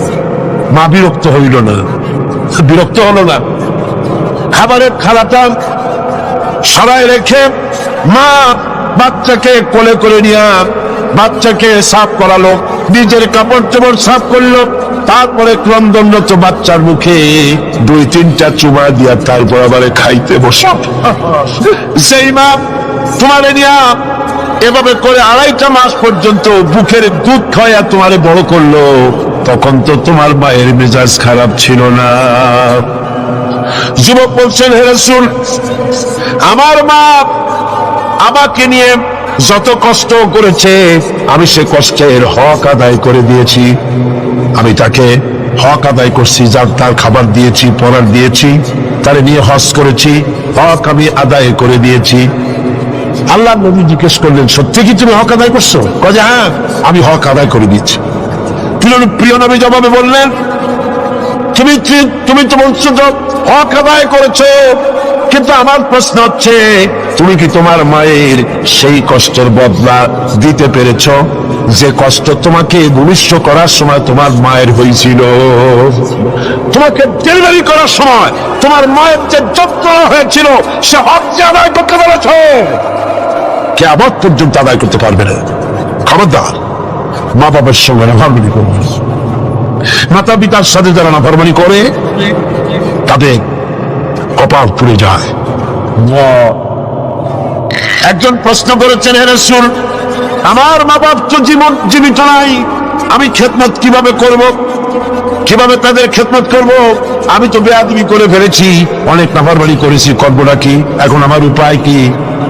রাসূল কারীম সাল্লাল্লাহু আলাইহি ওয়াসাল্লাম বলেছেন, এর জন্য উপায় আছে, 4টা পদ্ধতি আছে। 4 পদ্ধতিতে মা বাপের মৃত্যুর পরে তাদের খেদমত করা যায়। কয়টা পদ্ধতি মুখস্থ করেন। মা বাপের সাথে যারা নাফরমানি করেছেন অথবা করেন নাই, মা বাপ মরে গেছে, এখনো আপনার দায়িত্ব আছে। কয়টা? 4টা। খিসালুল আরবা, 4টা পদ্ধতি আছে। আদ-দুআউ লাহুমা ওয়াল ইস্তিগফারু লাহুমা ওয়াল ইনফাযু আহদিহিমা ওয়া ইকরামু সাদীকিহিমা। 4টা পদ্ধতিতে মৃত্যু মা বাপের খেদমত আপনি করতে পারেন। 1 নম্বরে হলো তাদের জন্য দোয়া করেন, সূরা ফাতিহা পড়েন, সূরা ইখলাস পড়েন, 3 বার সূরা ইখলাস পড়বেন, 1 বার কোরআন শরীফ খতম করার সওয়াব হয়ে যাবে। 1 বার সূরা ইয়াসিন পড়বেন, 10 বার কোরআন শরীফ খতম করার সওয়াব আমলনামায় লাগা হয়ে যাবে। দরুদ শরীফ পড়েন, এগুলি পড়ে মা বাবার জন্য দোয়া করেন, আর বলেন রব্বিরহামহুমা কামা রাব্বায়ানি সগীরা। মা বাবার জন্য দোয়া করেন। 1 কয়টা পদ্ধতি? কয়টা? 1 নম্বরে হলো দোয়া করা, 2 নম্বরে ইস্তিগফার, মা বাবার জন্য ক্ষমা চাও আল্লাহর কাছে। আল্লাহকে বলতে হবে রব্বুল আলামিন, আমার মা বাপ মানুষ, অন্যায় করেছে, ভুল করেছে, গুনাহ করেছে, গুনাহ হইতে পারে। আল্লাহ তুমি দয়া করে আমার মা বাপের জিন্দেগীর গুনাহ কথা মাফ করে দাও। বলেন আমিন। আরো বলতে হবে আল্লাহ পাক, আমার মা বাপ জীবনের যত গুনাহ করেছে তাদের জীবনের সাইয়্যাত গুলি হাসানাত দিয়া তুমি বদলাইয়া দাও। তুমি যদি ইচ্ছা করো তাহলে তো আমার মা বাপ যে গুনাহ করছে এই গুনাহগুলি তুমি নাকি পাল্লায় নেক বলে উঠাই দিতে পারো। পারে না? পারে না? সেভাবে দোয়া করো। 3 নম্বরে তাদের ওয়াদা পূরণ করো। মা বাপ যে সব ওয়াদা করে গেছেন পূরণ করতে পারেন নাই, মা বাপের ওয়াদাগুলি পূরণ করে দাও। 4 নম্বরে মা বাপের যেসব বন্ধু আছে, মায়ের যেসব বান্ধবী আছে তাদের সঙ্গে সম্মানজনক আচরণ করো, মাঝে মধ্যে তাদেরকে হাদিয়া দিও। পিতার আত্মীয়দের, পিতার বন্ধুদের সাথে বাপের মতো শ্রদ্ধা করো, সম্মান করো। সুবহানাল্লাহ, সুবহানাল্লাহ। রাসূলকে প্রশ্ন করা হয়েছে, হুজুর আমি তো অনেক গুনাহ করে ফেলছি, আমার উপায় কি? হুজুর বললেন মায়ের খেদমত করো। শুনতেছেন কথা? শুনতেছেন? আমি অনেক গুনাহ করেছি, আমার উপায় কি? হুজুর বললেন মায়ের খেদমত করো। তিনি বললেন হুজুর আমার তো মা বেঁচে নাই, এখন আমার উপায় কি? হুজুর কন যাও খালার খেদমত করো, মায়ের গন্ধ খালার গায়ে দিয়ে আসে। সুবহানাল্লাহ। ভাইরা আমার, মা বাবার সঙ্গে যারা দুর্ব্যবহার করে এই দুনিয়ায় তাদেরকে আল্লাহ রাব্বুল আলামিন শাস্তি দিবেন, আর পরকালের শাস্তি তো তাদের জন্য রয়ে গেছে। দুনিয়ার শাস্তিও আছে আর পরকালের শাস্তিও তাদের জন্য রয়ে গেছে। মা বাপের দোয়া অবশ্যই কবুল। 3 জনের দোয়া মুস্তাজাবুদ দাওয়া। 3 জন। কয়জন? 3 জন। পীর সাহেবের দোয়া, মৌলানা সাহেবের দোয়া, সুফি সাহেবের দোয়া কবুল হইতেও পারে, নাও হইতে পারে, কোনো গ্যারান্টি নেই। গ্যারান্টি হইতেও পারে, নাও হইতে পারে। কিন্তু আল্লাহর নবী 3 জনকে গ্যারান্টি দিয়েছেন। মুসাফির, প্রবাসী, তার দোয়া কবুল হবে। যেমন পাকিস্তান থেকে জামিয়া আশরাফিয়ার মুহতামিম হযরত মাওলানা ফজলুর রহিম সাহেব এখানে উপস্থিত হয়েছেন, আসরের নামাজ পড়ছেন। প্রবাসী মুসাফিরের দোয়া কবুল হবে, বলেন সুবহানাল্লাহ। আবার মাজলুম ব্যক্তি, অত্যাচারিত ব্যক্তি যদি দোয়া করে আল্লাহ পাক তার দোয়া মঞ্জুর করে নেবেন। আর মা বাপ যদি সন্তানের জন্য দোয়া করে অবশ্যই সেই দোয়া কবুল হয়ে যাবে। অবশ্যই মা বাপের দোয়া কবুল, কোনো সন্দেহ নাই। লা শাক্কা ফি ওয়ালা রাইবা ফি। মা বাপ দোয়া করলে কবুল হবেই হবে। সুবহানাল্লাহ। এখন এই আয়াতের শেষ দিকে আল্লাহ পাক বলছেন ওয়ালা তুতিউহুমা ওয়া সাহিবুহুমা ফিদ দুনিয়া মারুফা। মা বাপ যদি মুশরিক হয় তাহলে তাদের সাথে আচরণটা কিন্তু খারাপ করা যাবে না। কথা বুঝতে পেরেছেন? আচরণ খারাপ করা যাবে না, আচরণ ভালো করতে হবে, ভালো হতে হবে। সদাচার করো, সদাচরণ করো। মা বাপ যদি অমুসলিম হয়, গুনাহগার হয়, এমনকি মা যদি বেশ্যা হয়, তোমার কাছে মা মাই, খবরদার মায়ের সাথে না ভাবনানি করতে পারবে না। কথা বুঝে আসছে? মাথায় ঢুকতেছে? মাথায় ঢুকতেছে? এবার দেখুন হযরত আসমা বিনতে আবি বকর রাদিয়াল্লাহু তাআলা আনহা, তিনি বলছেন আন আসমা বিনতে আবি বকর রাদিয়াল্লাহু তাআলা আনহা قالت قدمت علي أمي وهي مشركة في عهد رسول الله صلى الله عليه وسلم। রাসূলুল্লাহর যুগে আমার মা মুশরিক অবস্থায় আমার বাড়ি আসলো। আমি প্রশ্ন করলাম, হে রাসূল আমার মা আমার বাড়িতে আসছে, আমি কি তার সঙ্গে আত্মীয় জড়িত ব্যবহার করব নাকি? আমার মা হিসাবে তার সাথে আমি সেরকম ব্যবহার করব নাকি? অথচ তিনি ইসলামের প্রতি বেজান, আপনার প্রতি নাখোশ, আল্লাহর প্রতি নাখোশ, ইসলাম তিনি ভালোবাসেন না। আমার বাড়ি আসছে, আমি তার মেয়ে, আমি এখন তার খেদমত করা বা তার প্রতি ভালো ব্যবহার করা আমার জন্য কিরকম হবে আপনি বলেন? নবীজি বললেন অবশ্যই তুমি তোমার মায়ের সাথে সম্মানজনক, আত্মীয়তাজনক, মায়ের সাথে সন্তান যেমন ব্যবহার করে সেই ব্যবহার করা লাগবে। মা মুশরিকা হতে পারে, ব্যবহার হবে সে সন্তান যে ব্যবহার করা উচিত সেই ব্যবহারই পাবে। এই জন্য যাদের মা এবং পিতা মুশরিক বা মুশরিকা, তাদের জন্য সন্তান কেঁদে কেঁদে আল্লাহর কাছে দোয়া করবে। তোমার মা যদি বেনামাজি হয়, তোমার বাপ যদি বেনামাজি হয়, তাহলে তাদের নসিহত করতে গিয়া আঙ্গুল উঁচু করে চোখ লাগাইয়া মাথায় ধমক দিয়া ধমকের সুখে সুরে বাবাকে কথা বলতে পারবা না। পায়ে ধরে বলো মাকে, পিতাকে পায়ে ধরে বলো, বাবা, হে আমার মা বাবা, নামাজ পড়ছেন না, এটা জাহান্নামের রাস্তা, অনুগ্রহ করে নামাজ পড়ুন, ধমক দেওয়া যাবে না। আমার বন্ধুগণ, মা বাবার জন্য কেঁদে কেঁদে দোয়া করতে হবে। যাদের মা বাপ এরকম, ইসলাম সহ্য করতে পারে না, আল্লাহ সহ্য করতে পারে না, রাসূল সহ্য করতে পারে না, এটা তো সেই যুগে ছিল, কিন্তু বর্তমান যুগেও আছে না? নাই আছে কিনা?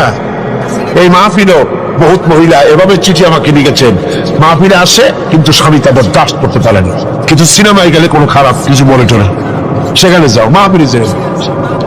ছেলে ইসলামী ছাত্র শিবির করে, অসহ্য, টাকা বন্ধ করে দাও, লেখাপড়া বন্ধ করে দাও, সহ্য হয় না। ইসলামী ছাত্র সংস্থা করে, বমিবাদী হয়ে গেছে, পয়সা দেয় না, খাবার দেয়। হায় রে কপাল পোড়া বাপ, তোমার তো চিন্তা করা উচিত, তোমার ছেলে সে তো কমিউনিস্ট আন্দোলন করে না, তোমার ছেলে তো সিনেমায় যায় না, তোমার ছেলে তো girls high school, girls college ছুটির সময় এতিমের মতো মেয়েদের দিকে তাকায় থাকে। তোমার ছেলে মাস্তানি করে না, চাঁদাবাজি করে না, ইসলামী ছাত্র শিবির করে, ইসলামী ছাত্রী সংস্থা করে, পবিত্র সংগঠন করে। তুমি তো সেজদা দিয়ে কালপা, আল্লাহ আমার ছেলে ভালো কাজ করতেছে, ঠিক কিনা? জোরে বলেন ঠিক কিনা? আমার বন্ধুগণ, মা বাবার জন্য দোয়া করতে হবে, মা বাবার জন্য দোয়া করতে হবে।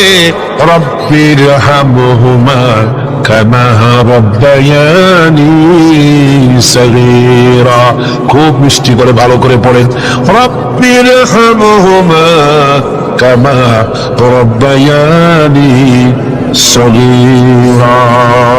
হযরত ওমর রাদিয়াল্লাহু তাআলা আনহু রাতের আধারে ঘুরে বেড়াতেছেন, আমিরুল মুমিনিন নেতা কারে বলে দেখেন, রাতের আধারে ঘুরে বেড়াচ্ছেন, কোথায় কি হয় না হয়।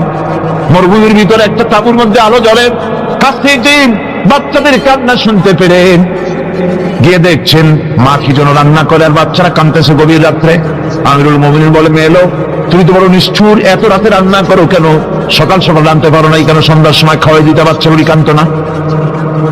মহিলা বলতেছে, পথিক তুমি কি? তোমার তো আমি চিনি না, আমি এই বাচ্চাগুলি, আমরা কিন্তু মদিনার লোক নই, আমরা মদিনার বাইরের লোক, এই দেশের লোক নাই, বাইরের থেকে এসেছি, মদিনার সরকারের কাছে কিছু পাবো, সাহায্য নেওয়ার জন্য এসেছি, কিন্তু মদিনার খলিফার কাছে এখনো যেতে পারি নাই।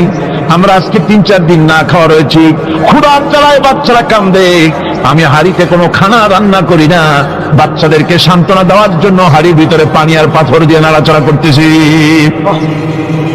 আমিরুল মুমিনিন তার পায়ের তরফ থেকে যেন মাটি খসে যাচ্ছে, ভয় হয়ে গেল, আল্লাহর ভয় তারই হয়ে গেল তার ভিতরে। বললেন, মা একটু অপেক্ষা করো, দেখি কিছু করতে পারি নাকি। দৌড়ে চলে গেলেন বাড়ি।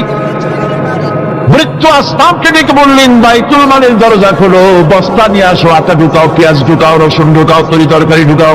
ঢুকানো হয়ে গেল, বস্তা মুখ বন্ধ। আমিরুল মুমিনিন বলছেন, আসলাম, এই বস্তাটারে এবার আমার মাথায় উঠাইয়া দাও। হযরত আসলাম বলেন, হুজুর, এই বস্তা বহন করার জন্য আমি খাদিম তো হাজির আছি, আপনি নেবেন কেন? আমিরুল মুমিনিন বলছেন, দেখো, যেই দৃশ্য আমি দেখে এসেছি, কিয়ামতে আমারে আসামি বানানো হবে, তোমারে বানানো হবে না, কাজে আমার বোঝা আমার মাথায় উঠাও। হাঁটার বস্তা মাথায় নিয়ে অর্ধেকটা পৃথিবীর প্রেসিডেন্ট আমিরুল মুমিনিন দৌড়াচ্ছেন মরুভূমির ভিতরে। তাঁবুর ভিতরে ঢুকে বস্তা খুলে দিয়ে আটা বের করে দিলেন, রান্না করো। তরকারি নিজে কুটে সাহায্য করলেন, রান্না বান্না হয়ে গেল। এবার হযরত ওমর বাচ্চা দুইটাকে 2 উরু করে নিয়ে রুটি ছিঁড়ে তরকারি মাখায় খাওয়াতে লাগলেন, আর বললেন, মা তুমি খাও। মহিলা খাচ্ছে, হঠাৎ করে মহিলার চোখ পড়েছে এই পথিকের দিকে, এই আগন্তুকের দিকে। তাকায় দেখে লোকটির চোখের পানি দাঁড়িয়ে ভিজে ভিজে পড়ছে। মহিলা বলতেছে, ও পথিক, তুমি কে? তোমার তবে চিনিরা, তবে আমার মন বলে, তোমার ব্যবহার দেখে আমার মন বলে এই মদিনার সরকার আমিরুল মুমিনিন খলিফাতুল মুসলিমিন ওমর না হইয়া তোমার মতো মানুষ হলে বোধহয় ভালো হতো। হযরত ওমর নিজের পরিচয় দিয়ে নিজের বাহাবা নিতে চাইলেন না। তিনি বললেন, মা তুমি আগামীকাল খলিফার দরবারে যাবে, সেখানে আমাকে তুমি দেখতে পাবে। পরের দিন মহিলা কষ্ট করে যখন দরবারে চলে গেছেন, যে দেখেন কি সর্বনাশ, রাত্রিবেলায় যিনি বোঝা বহন করে নিয়েছিলেন তিনিই তো খলিফা। মহিলা কাছে গিয়ে করজোড়ে দাঁড়ায় বলেন, আমিরুল মুমিনিন, রাতে আপনি আমার জন্য কষ্ট করেছেন, আমি বিরুদ্ধভাবে আপনার কাছে মাপ চাই, আমারে মাফ করে দেন। হযরত ওমর বলেন, মাপ উল্টা আমার কাছে মাপ চাইও না, তুমি বলার আগে আমি খোঁজ নিয়ে যে তোমার খাবার পৌঁছাইতে পারি নাই, এই জন্য কিয়ামতের দিন আল্লাহর দরবারে ওমর রে আসামির কাতারে দাঁড় করাইও না। এই নেতা তৈরি করেছিলেন বিশ্বনবী জনাব মুহাম্মদ রাসূলুল্লাহ সাল্লাল্লাহু আলাইহি ওয়াসাল্লাম। সম্রাট আকবর নাম শোনেন নাই? কোথাকার প্রেসিডেন্ট? ভারতবর্ষে। কত বড় নাম করা ব্যক্তি, দ্বীন ইলাহি চালু করলো, তার নামে আল্লাহু আকবার চালু করলো। আল্লাহু আকবার বলতে যেন তারে বোঝানো হয়, জিল্লে ইলাহি বলে ঘোষণা করা লাগলো তাকে। তার সামনে মাথা নত করার ব্যবস্থা করে দিল, কুর্নিশের ব্যবস্থা করে দিল। হযরত মুজাদ্দিদ আল বিসারি রাহমাতুল্লাহ আলাইহি এর বিরোধিতা করলেন। বিরোধিতা করার পরে সম্রাট জাহাঙ্গীর তার জেলের মধ্যে ঢুকাই দিল। তাকে যখন দরবারে দাওয়াত দিয়েছিল, একটা গেট বানানো যাতে করে তার মাথা নিচু করে ঢোকা লাগে। আল্লাহর মাহবুব বান্দা মুজাদ্দিদ আল বিসারি রাহমাতুল্লাহ আলাইহি তিনি মনে করলেন এখানে গেটটা নিচু করা হয়েছে যাতে করে আমি মাথা নিচু করে ঢুকি, আর এটাই সে কুর্নিশ হিসেবে ধরে নেবে। তিনি মাথা নিচু করলেন না, মর্দে মুজাহিদ বাদশার দরবারে নিজের বাম পাখানা আগে ঢুকাইয়া দিলেন। এই অপরাধে তাকে কারারুদ্ধ করা হলো। জেলখানার ভিতরে তিনি আছেন। কয়েক মাস পরে জেলার সাহেব চিঠি লিখেছেন বাদশার কাছে, জাহাপানা জেল তো হয় চোরের জন্য, ডাকাতের জন্য, বদমাশদের জন্য, কারে পাঠাইলেন জেলখানায়? মুজাদ্দিদ আল বিসানি নামক যে ব্যক্তিকে জেলে পাঠিয়েছেন, তিনি আসার পরেই কয়েক মাসে আমার জেলের মধ্যে চোর আর ডাকাত যা ছিল সব আল্লাহর ওলিতে পরিণত হয়ে গেছে। সম্রাট আকবর সেকেন্দ্রায় তার কবর রয়েছে, কেউ জিয়ারত করতে যায় না।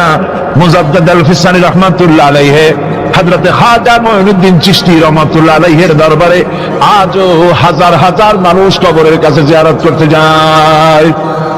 দিনদার ইমানদার সৎকর্মশীল হলে আল্লাহ পাক তার মহব্বত মানুষের দিলের মধ্যে পয়দা করে দেন। আল্লাহ রাব্বুল আলামিন কোরআনে কারীমের মধ্যে বলেছেন, فمن يكفر بالطاغوت ويؤمن بالله فقد استمسك بالعروة الوثقى لا انفصام لها والله سميع عليم। فمن يكفر بالطاغوت ويؤمن بالله, যারা নাকি তাগুতকে অস্বীকার করেছে এবং আমি আল্লাহর প্রতি যারা ঈমান এনেছে, তারা এমন এক মজবুত, এমন এক অবলম্বন ধারণ করেছে যা কখনো ছিঁড়ে যাবার নয়, যা কখনো তাদেরকে ধ্বংস করবে না, বিচ্ছিন্ন করবে না। আর আল্লাহ হচ্ছেন মুমিনদের পৃষ্ঠপোষক। যারা ঈমান আনে তাদের পৃষ্ঠপোষক হচ্ছেন আল্লাহ পাক, তাদের সাহায্যকারী হচ্ছেন আল্লাহ পাক। তাদেরকে আল্লাহ পাক অন্ধকার থেকে আলোর দিকে নিয়ে আসেন। আল্লাহ পাক মুমিনদেরকে, মানুষদেরকে অন্ধকার থেকে কোথায় নিয়ে আসেন? আলোর দিকে। আর যারা নাকি কাফের, তাদের বন্ধু হচ্ছে তাগুত, তাদের সাহায্যকারী তাগুত। তাদেরকে এই তাগুতি শক্তি আলো থেকে অন্ধকারের দিকে নিয়ে যায়। এই জন্য যারা মুমিন হবে, মুমিনদের মধ্যে ঈমান আনার পর কিছু গুণ তার মধ্যে সৃষ্টি হতে হবে, কিছু কোয়ালিটি তার মধ্যে সৃষ্টি হতে হবে। সেই কোয়ালিটিগুলি কি, তা একটি একটি করে আপনাদের সামনে আমরা পেশ করব ইনশাআল্লাহুল আজিজ। একটি মানুষ যখন মুমিন হয়, ঈমানদার হয়, তো মুমিন হওয়ার আগ পর্যন্ত সে হয় হীনমন্যতায় ভোগে, ইনফিরিয়রিটি কমপ্লেক্স, এহসাসে কমতরি, হীনমন্যতা। অর্থাৎ আল্লাহর প্রতি ঈমান আনার আগ পর্যন্ত সে আগুনের মধ্যে ক্ষমতা আছে, পানির মধ্যে ক্ষমতা আছে, যখন সে ব্যক্তি ঈমান আনার পরে তার ভেতরে আত্মসম্ভ্রম পয়দা হয়ে যায়, শখসিয়তের পয়দা হয়ে যায়, তার ভিতরে এমন একটা আত্মমর্যাদা বোধ এসে যায় যে আমি যেগুলির সামনে মাথা নত করি আর শক্তি আছে বলে মনে করি, এগুলি তো আসলে কিছুই না, সব শক্তির মূল হতেছেন তো আল্লাহ রব্বুল আলামিন। কোরআনে কারিমে রব্বুল আলামিন বলেছেন, ইন্নাল্লাযীনা তাদউনা মিন দুনিল্লাহি ইবাদুন আমসালুকুম। আল্লাহ পাক বলেন, আমাকে বাদ দিয়ে তোমরা যাদেরকে ডাকো, আমাকে বাদ দিয়ে যাদের আশ্রয় গ্রহণ করো, যাদের কাছে সাহায্য কামনা করো, ওরা তোমার মতো আমার আর একটি গোলাম। তুমি যেমন আমার গোলাম, ওরাও তেমন আমারই গোলাম। সুতরাং তুমি নিজে গোলাম হয়ে আর একটা গোলামের কাছে হাত পেতেছো, তোমার কোনো প্রয়োজন সে মিটাতে পারবে না, তোমার কোনো প্রয়োজন সে মিটাতে পারবে না। ওরা নিজের সাহায্য নিজেরা করতে পারে না। কোরআনে কারীম কি সুন্দর করে বুঝিয়েছে, হাতে তৈরি করে মূর্তি বানায়া তার সামনে তোমরা সাহায্য চাও, ওরা তোমারে সাহায্য করবে কি? ওরা তো নিজের সাহায্য নিজেকে করতে পারে না। এই যে আমাদের দেশে কত মূর্তি তৈরি হয়, এক একটা 8টা 10টা করে হাত থাকে, এগুলির সামনে নানান রকমের নজর পেশ করা হয়। এগুলি যদি কুকুরে এসে খাওয়া আরম্ভ করে, আপনারা বলেন 10টা হাতের একটা হাত দিয়েও কি তাড়াই দিতে পারবে? পারবেন। এমনকি ওদের নাকের ডগায় মাছি বসে যদি মুখের মধ্যে পায়খানা করে, তাও এতগুলি হাতের একটা আঙ্গুল দিয়া মাছিটাকে উড়াই দিতে পারবে না। এরা আল্লাহ রাব্বুল আলামিন বলেন যে ওরা মাছির মতো একটি ক্ষুদ্র প্রাণী বানাতেও সক্ষম নয়, অথচ এদের কাছে সাহায্য কামনা করা হয়। একবার রাসূল পাক সাল্লাল্লাহু আলাইহি ওয়াসাল্লামের কাছে একজন মুশরিক এসেছেন, তার কাছে একটা ভাঙ্গা মূর্তি। হুজুর জিজ্ঞেস করলেন, তোমার মূর্তিটা ভাঙা কেন?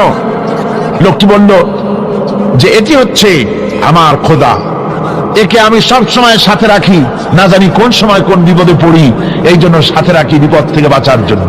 পথিমধ্যে আমার প্রকৃতির ডাক এলো, পেশাব পায়খানায় যাওয়ার প্রয়োজন হলো, তো মনে করলাম এমন জায়গায় এই খোদা নিয়ে যাওয়া উচিত না, খোদাকে রাস্তার উপরে রেখে তারপরে গেলাম কাম সারতে। কাম সেরে এসে দেখি যে এইটার মাথা থেকে শুরু করে পা পর্যন্ত ভিজা। মনে করলাম খোদার শরীর ভিজা, না জানি নিশ্চয়ই কোনো পবিত্র বরকতপূর্ণ পানি হবে। তো এই বরকতপূর্ণ পানি আমি নিজে একটু টেস্ট করলাম, জিহ্বা দিয়া চাটলাম, খাইলাম, দেখলাম যে কেমন কেমন গন্ধ আসে, আর কি একটা টক টক জাতীয় বিশ্রী রকমের। তো মনে করলাম পবিত্র পানি রকমের গন্ধ হবে কেন? এদিক ওদিক তাকালাম, তাকিয়ে দেখি দূরে একটা কুকুর দাঁড়ানো, তার নিচের থেকে পানি টপকাচ্ছে। তখন ভাবলাম যে আসলে কোন বরকতের পানি এটা। আমি তখন রাগ করে এইটা ঠ্যাং ধরে আছাড় মারলাম যে তুই কি খোদা না তুই একটা হুদা? তুই তো নিজেরই ঠেকাতে পারিস না বিপদ থেকে, তা আমারও ঠেকাবি কি করে? হাদিস শরীফে এসেছে রাসূল পাক সাল্লাল্লাহু আলাইহি ওয়াসাল্লাম তখন হেসে দিয়েছিলেন। সে হাসিতে হুজুরের দন্ত মোবারক বিকশিত হয়েছিল, শরীর মোবারক কেঁপে উঠেছিল। فأنزل الله سكينته عليه وأيده بجنود لم تروها। আল্লাহ পাক তার মনের মধ্যে গভীর প্রশান্তি এবং স্বস্তি দান করলেন, আর এমন সৈন্য দিয়ে সাহায্য করলেন যে সৈন্যদেরকে তোমরা দেখতে পাও না।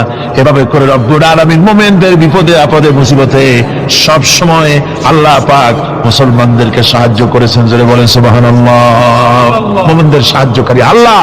তাই ইসলামী আন্দোলনের সাথে যারা আছে, যারা কর্মী, যারা নেতা, যারা মুমিন, যারা ঈমানদার, মেঘের মতো প্রচন্ড কালো মেঘ হয়ে চতুর্দিক থেকে অন্ধকারের মতো সে এসেছে বিপদ, কোন বিপদ না। আল্লাহ পাক সাহায্যকারী। কে সাহায্যকারী? জোরে বলেন সাহায্যকারী কে? আল্লাহ সুবহানাহু ওয়া তাআলা। তিনি সাহায্যকারী, ভয় নাই। আল্লাহ পাকের উপর ঈমান আনলে পরে কলিজার ভিতরে দুর্জয় সাহসের সৃষ্টি হয়ে যায়, কোনো ভয় অন্তঃকরণে তারা থাকে না।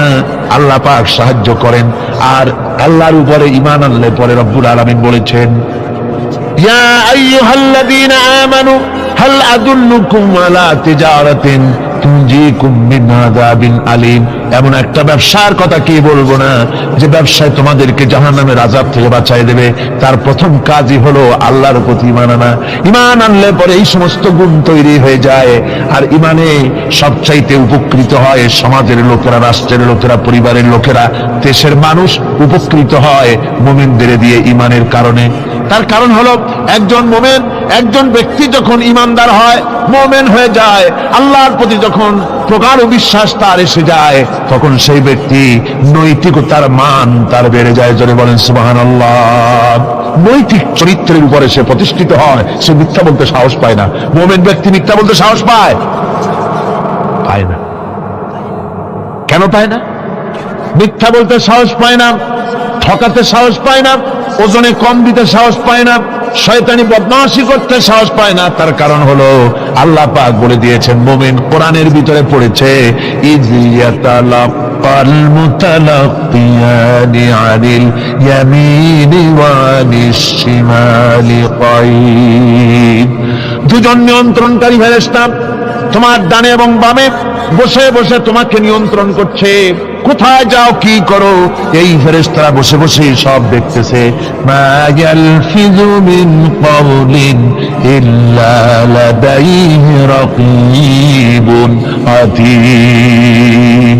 মানুষ এমন কোনো কথা বলে না যা ফেরেশতারা রেকর্ড না করে, সব রেকর্ড হয়ে যায়। তাই মুমিন ব্যক্তি দায়িত্বহীন কথা বলতে পারে না। মুমিন ব্যক্তির চরিত্র ভালো হয়ে যায়, সে যে কথা বলে বুঝে শুনে কথা বলে, সে যে ওয়াদা করে বুঝে শুনে ওয়াদা করে। যেহেতু সবকিছুর জবাব কিয়ামতে দিতে হবে। কোথায় দিতে হবে? কোথায় দিতে হবে? কিয়ামতে আল্লাহর দরবারে জবাব দিতে হবে। মহান আল্লাহ রাব্বুল আলামিন বলেছেন, ওয়ালাকাদ খালাকনাল ইনসানা ওয়া না'লামু মা তুওয়াসবিসু বিহি নাফসু। মানুষ সৃষ্টি করেছি আমি, তার অন্তঃকরণের ভিতরে ওয়াসওয়াসা কি হয় আমি জানি। এই জন্য মুমিনেরা মনের ভিতরে কোনো খারাপ কল্পনাও করতে পারে না। খারাপ কল্পনা করলেও তার হিসাব দেওয়া লাগবে আল্লাহর কাছে। কার কাছে? ওয়াইন তুবদু মিন আনফুসিকুম আও তুখফুহু ইউহাসিবুকুম বিহিল্লাহ।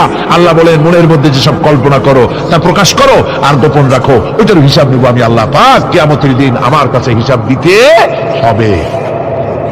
বন্ধুগণ, এই জন্য মুমিন যারা, মুমিনদের চরিত্র প্রতিষ্ঠিত হয়, মুমিনদের ধারণা থাকে যেখানেই যাই না কেন, যেখানেই বসি না কেন, সেখানেই আল্লাহ, আল্লাহ ছাড়া কোনো জায়গা নাই। আছে নাকি? আছে। আল্লাহ পাক বলেন, মা ইয়াকুনু মিন নাজওয়া সালাসাতিন ইল্লা হুয়া রাবিউহুম। তোমরা যেখানে তিনজন মিলে পরামর্শ করো, মনে রেখো তিনজন নও, ওখানে চতুর্থ সত্তা আমি রব্বুল আলামিন তোমাদের কাছে আছি। সব শুনিয়ার দেখি, পাঁচজন যেখানে হও সেখানে আমি ষষ্ঠ। এর থেকে যদি কম হও, এর থেকে যদি বেশিও হও, বান্দারে তুমি আছো যেখানে আমি আল্লাহ আছি সেখানে। উপায় নাই, সব জায়গায় আমি দেখতে পাচ্ছি। শুধু তাই নয়, রাত্রিবেলায় মানুষেরা গোপনে পরামর্শ করে, করে না? করে কিনা? রাতে রাতে পরামর্শ করে, এক জায়গায় বসে, হলের মধ্যে, পাহাড়ের মধ্যে, কোন জায়গায় বসে পরামর্শ করে। কি পরামর্শ? ইসলামী আন্দোলনের লোকদের মারবে, কোথায় তাদের ধরবে, কোথায় তাদের অত্যাচার করবে, এই সমস্ত পরামর্শ করে। আল্লাহ পাক বলছে, শুনুন, আল্লাহ রাব্বুল আলামিন বলেন, ওয়া হুয়া মাআহুম ইয ইউবাইতুনা মা লা ইয়ারদা মিনাল কাউল ওয়া কানা আল্লাহু বিমা তা'মালুনা মুহীতা। আল্লাহ পাক বলেন, তিনি তো ঠিক সেই সময়ও তোমাদের কাছে থাকেন যখন তোমরা নিজেদের ঘরের মধ্যে বসে, কোনো এক জায়গায় বসে আল্লাহর মর্জির খেলাফ পরামর্শ করো, আল্লাহ তখনও তোমাদের কাছে থাকেন। আল্লাহর ইহাতা থেকে, আল্লাহর কর্তৃত্ব থেকে বেরিয়ে যাওয়ার কোনো উপায় নাই। সুতরাং গোপনে বলেন, প্রকাশ্যে বলেন, যেভাবেই যা কিছু করা হোক না কেন, আল্লাহর কাছে আমাদের সমস্ত অপরাধগুলি ধরা হয়ে যায়। আর এটাই হচ্ছে ঈমানের সীমা পরিসীমা। তিলকা হুদুদাল্লাহ ফালা তা'তাদুহা। তিলকা হুদুদুল্লাহ, এটাই হচ্ছে আল্লাহর সীমানা। ঈমানের এই সীমারেখা বজায় রেখে, ঈমানের উপরে মজবুত করে কোনো ব্যক্তি, পরিবার, সমাজ, রাষ্ট্র যদি তৈরি হয়, তাহলে সেই সমাজেই শান্তি আসে, সেই সমাজেই আরাম আসে, সেই রাষ্ট্র শান্তিপূর্ণ হয়, সেখানে দিন কায়েম হয়, মানুষ সুখ সমৃদ্ধি খুঁজে পায়। রাসূলের প্রতি কি ভালোবাসা দেখেছেন। হযরত উম্মে হাবিবা রাদিয়াল্লাহু তাআলা আনহা, আমাদের মা আবু সুফিয়ান রাদিয়াল্লাহু তাআলা আনহু, তার মেয়ে, তার কাছে আবু সুফিয়ান তখনও কাফের, সেই কুফরি হালতে মেয়ের ঘরে গিয়েছেন। যাওয়ার পরে হযরত উম্মে হাবিবা দাঁত যখন বসতে গিয়েছেন, তখন উম্মে হাবিবা বলছেন যে আবা একটু দাঁড়ান। এই অবস্থায় দাঁড়াতে বলে বিছানাটা উল্টায় দিয়া তারপরে বললেন যে বসেন। বাপ মনে খুব দুঃখ পেলেন। আবু সুফিয়ান বললেন, মা উম্মে হাবিবা, আমি তোমার পিতা, ভালো একটা বিছানা থাকলে তাই বিছায় দেওয়া উচিত ছিল, আর তুমি বিছানাটা উঠাইয়া তারপরে আমার খালি জায়গায় বসতে বললা, আমি তোমার ব্যবহারে আহত হলাম।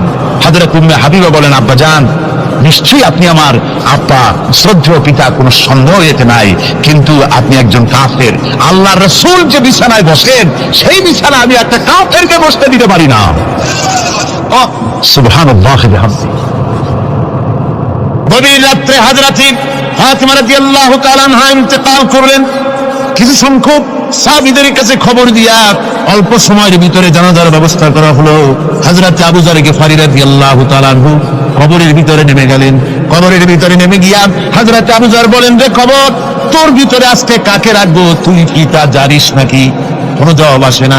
হযরত আবু যর বলেন, কবর রে, তোর ভিতরে আজকে যাকে রাখবো তিনি হতেছেন হযরত ইমাম হাসান হোসেনের মা, বেহেশতের সমস্ত জওয়ানদের সরদার হবেন যারা, সেই দুইজনের মা তোর ভিতরে রাখবো, খবরদার বেয়াদবি করবি না। কোন জবাব না পেয়ে হযরত আবু যর বলেন, ওগো কবরের মাটি, তোর ভিতরে কাকে রাখবো কি জানিস? আসাদুল্লাহিল গালিব, দুনিয়ার সমস্ত কাফেরদের বিরুদ্ধে আল্লাহ রাব্বুল আলামিন যাকে বাঘ বানিয়ে পাঠালেন, সেই হযরতে আলী, তার স্ত্রী রেখে যাব, খবরদার বেয়াদবি করবি না। কোনো জবাব আসে না। হযরত আবু যর বলেন, কবরের মাটি, তোর ভিতরে যাকে রাখবো তিনি হলেন খাতুনে জান্নাত, বেহেশতের সমস্ত মহিলাদের সরদারিনী হবেন যে ফাতেমা, তারে রেখে যাব, তোর ভিতরে খবরদার কোনো বেয়াদবি করবি না। আবার হযরত আবু যর বলেন, কবরের মাটি, তোর ভিতরে কারে রাখবো কি জানিস?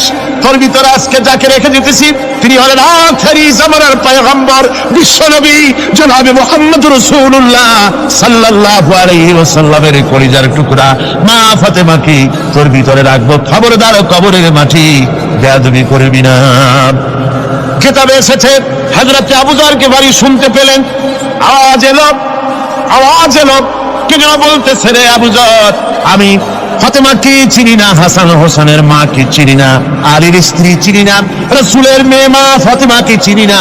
আমল যদি ভালো হয় আমার ভিতরে, আমল ভালো নিয়ে যে আসবে শান্তিতে থাকবে, আর আমল যদি খারাপ হয় আমার ভিতরে, তার অবস্থা চূড়ান্ত হয়ে যাবে।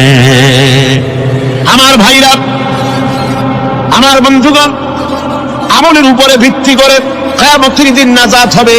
আমল যদি খারাপ হয়ে যায়, কিয়ামতের দিন কেউ তাকে বাঁচাতে পারবে না। এই জন্য কিয়ামতের ময়দানে, হাসরের দিনে আল্লাহর হাবিব জনাবে মুহাম্মদ রাসূলুল্লাহ সাল্লাল্লাহু আলাইহি ওয়াসাল্লাম সিজদায় পড়ে কাঁদতে থাকবেন। আল্লাহ রাব্বুল আলামিন বলেন, হাবিব রে, আপনি কাঁদেন কেন? আজকে তো আপনার কাঁদার দিন না, আমি আপনাকে মাকামে মাহমুদ দান করেছি, আমি আপনাকে কাউসার দান করেছি, আপনার আজকে সম্মানের দিন, মর্যাদার দিন, কাঁদেন কেন? আল্লাহর হাবিব বলবেন, রব্বুল আলামিন, মাকামে মাহমুদ পেয়েছি, কাউসার পেয়েছি, কান্দি এই জন্য আমি দেখতে পাচ্ছি আবার সামনে দিয়া ফেরেশতারা আমার উম্মতগুলি জাহান্নামের দিকে নিয়ে যায়। আল্লাহ রাব্বুল আলামিন বলবেন, ওগো আমার হাবিব, আমি আপনাকে ক্ষমতা দিলাম, আপনার জান্নাতি উম্মতগুলি আপনি বেছে নেন। আল্লাহর হাবিব তার জান্নাতের উম্মতগুলি বাঁচতে থাকবেন। হযরত আয়েশা বলেন, ইয়া রাসূলুল্লাহ, কিয়ামতের ময়দানে লক্ষ কোটি কোটি মানুষের ভিতরে আপনার জান্নাতি উম্মত আপনি চিনবেন কি করে?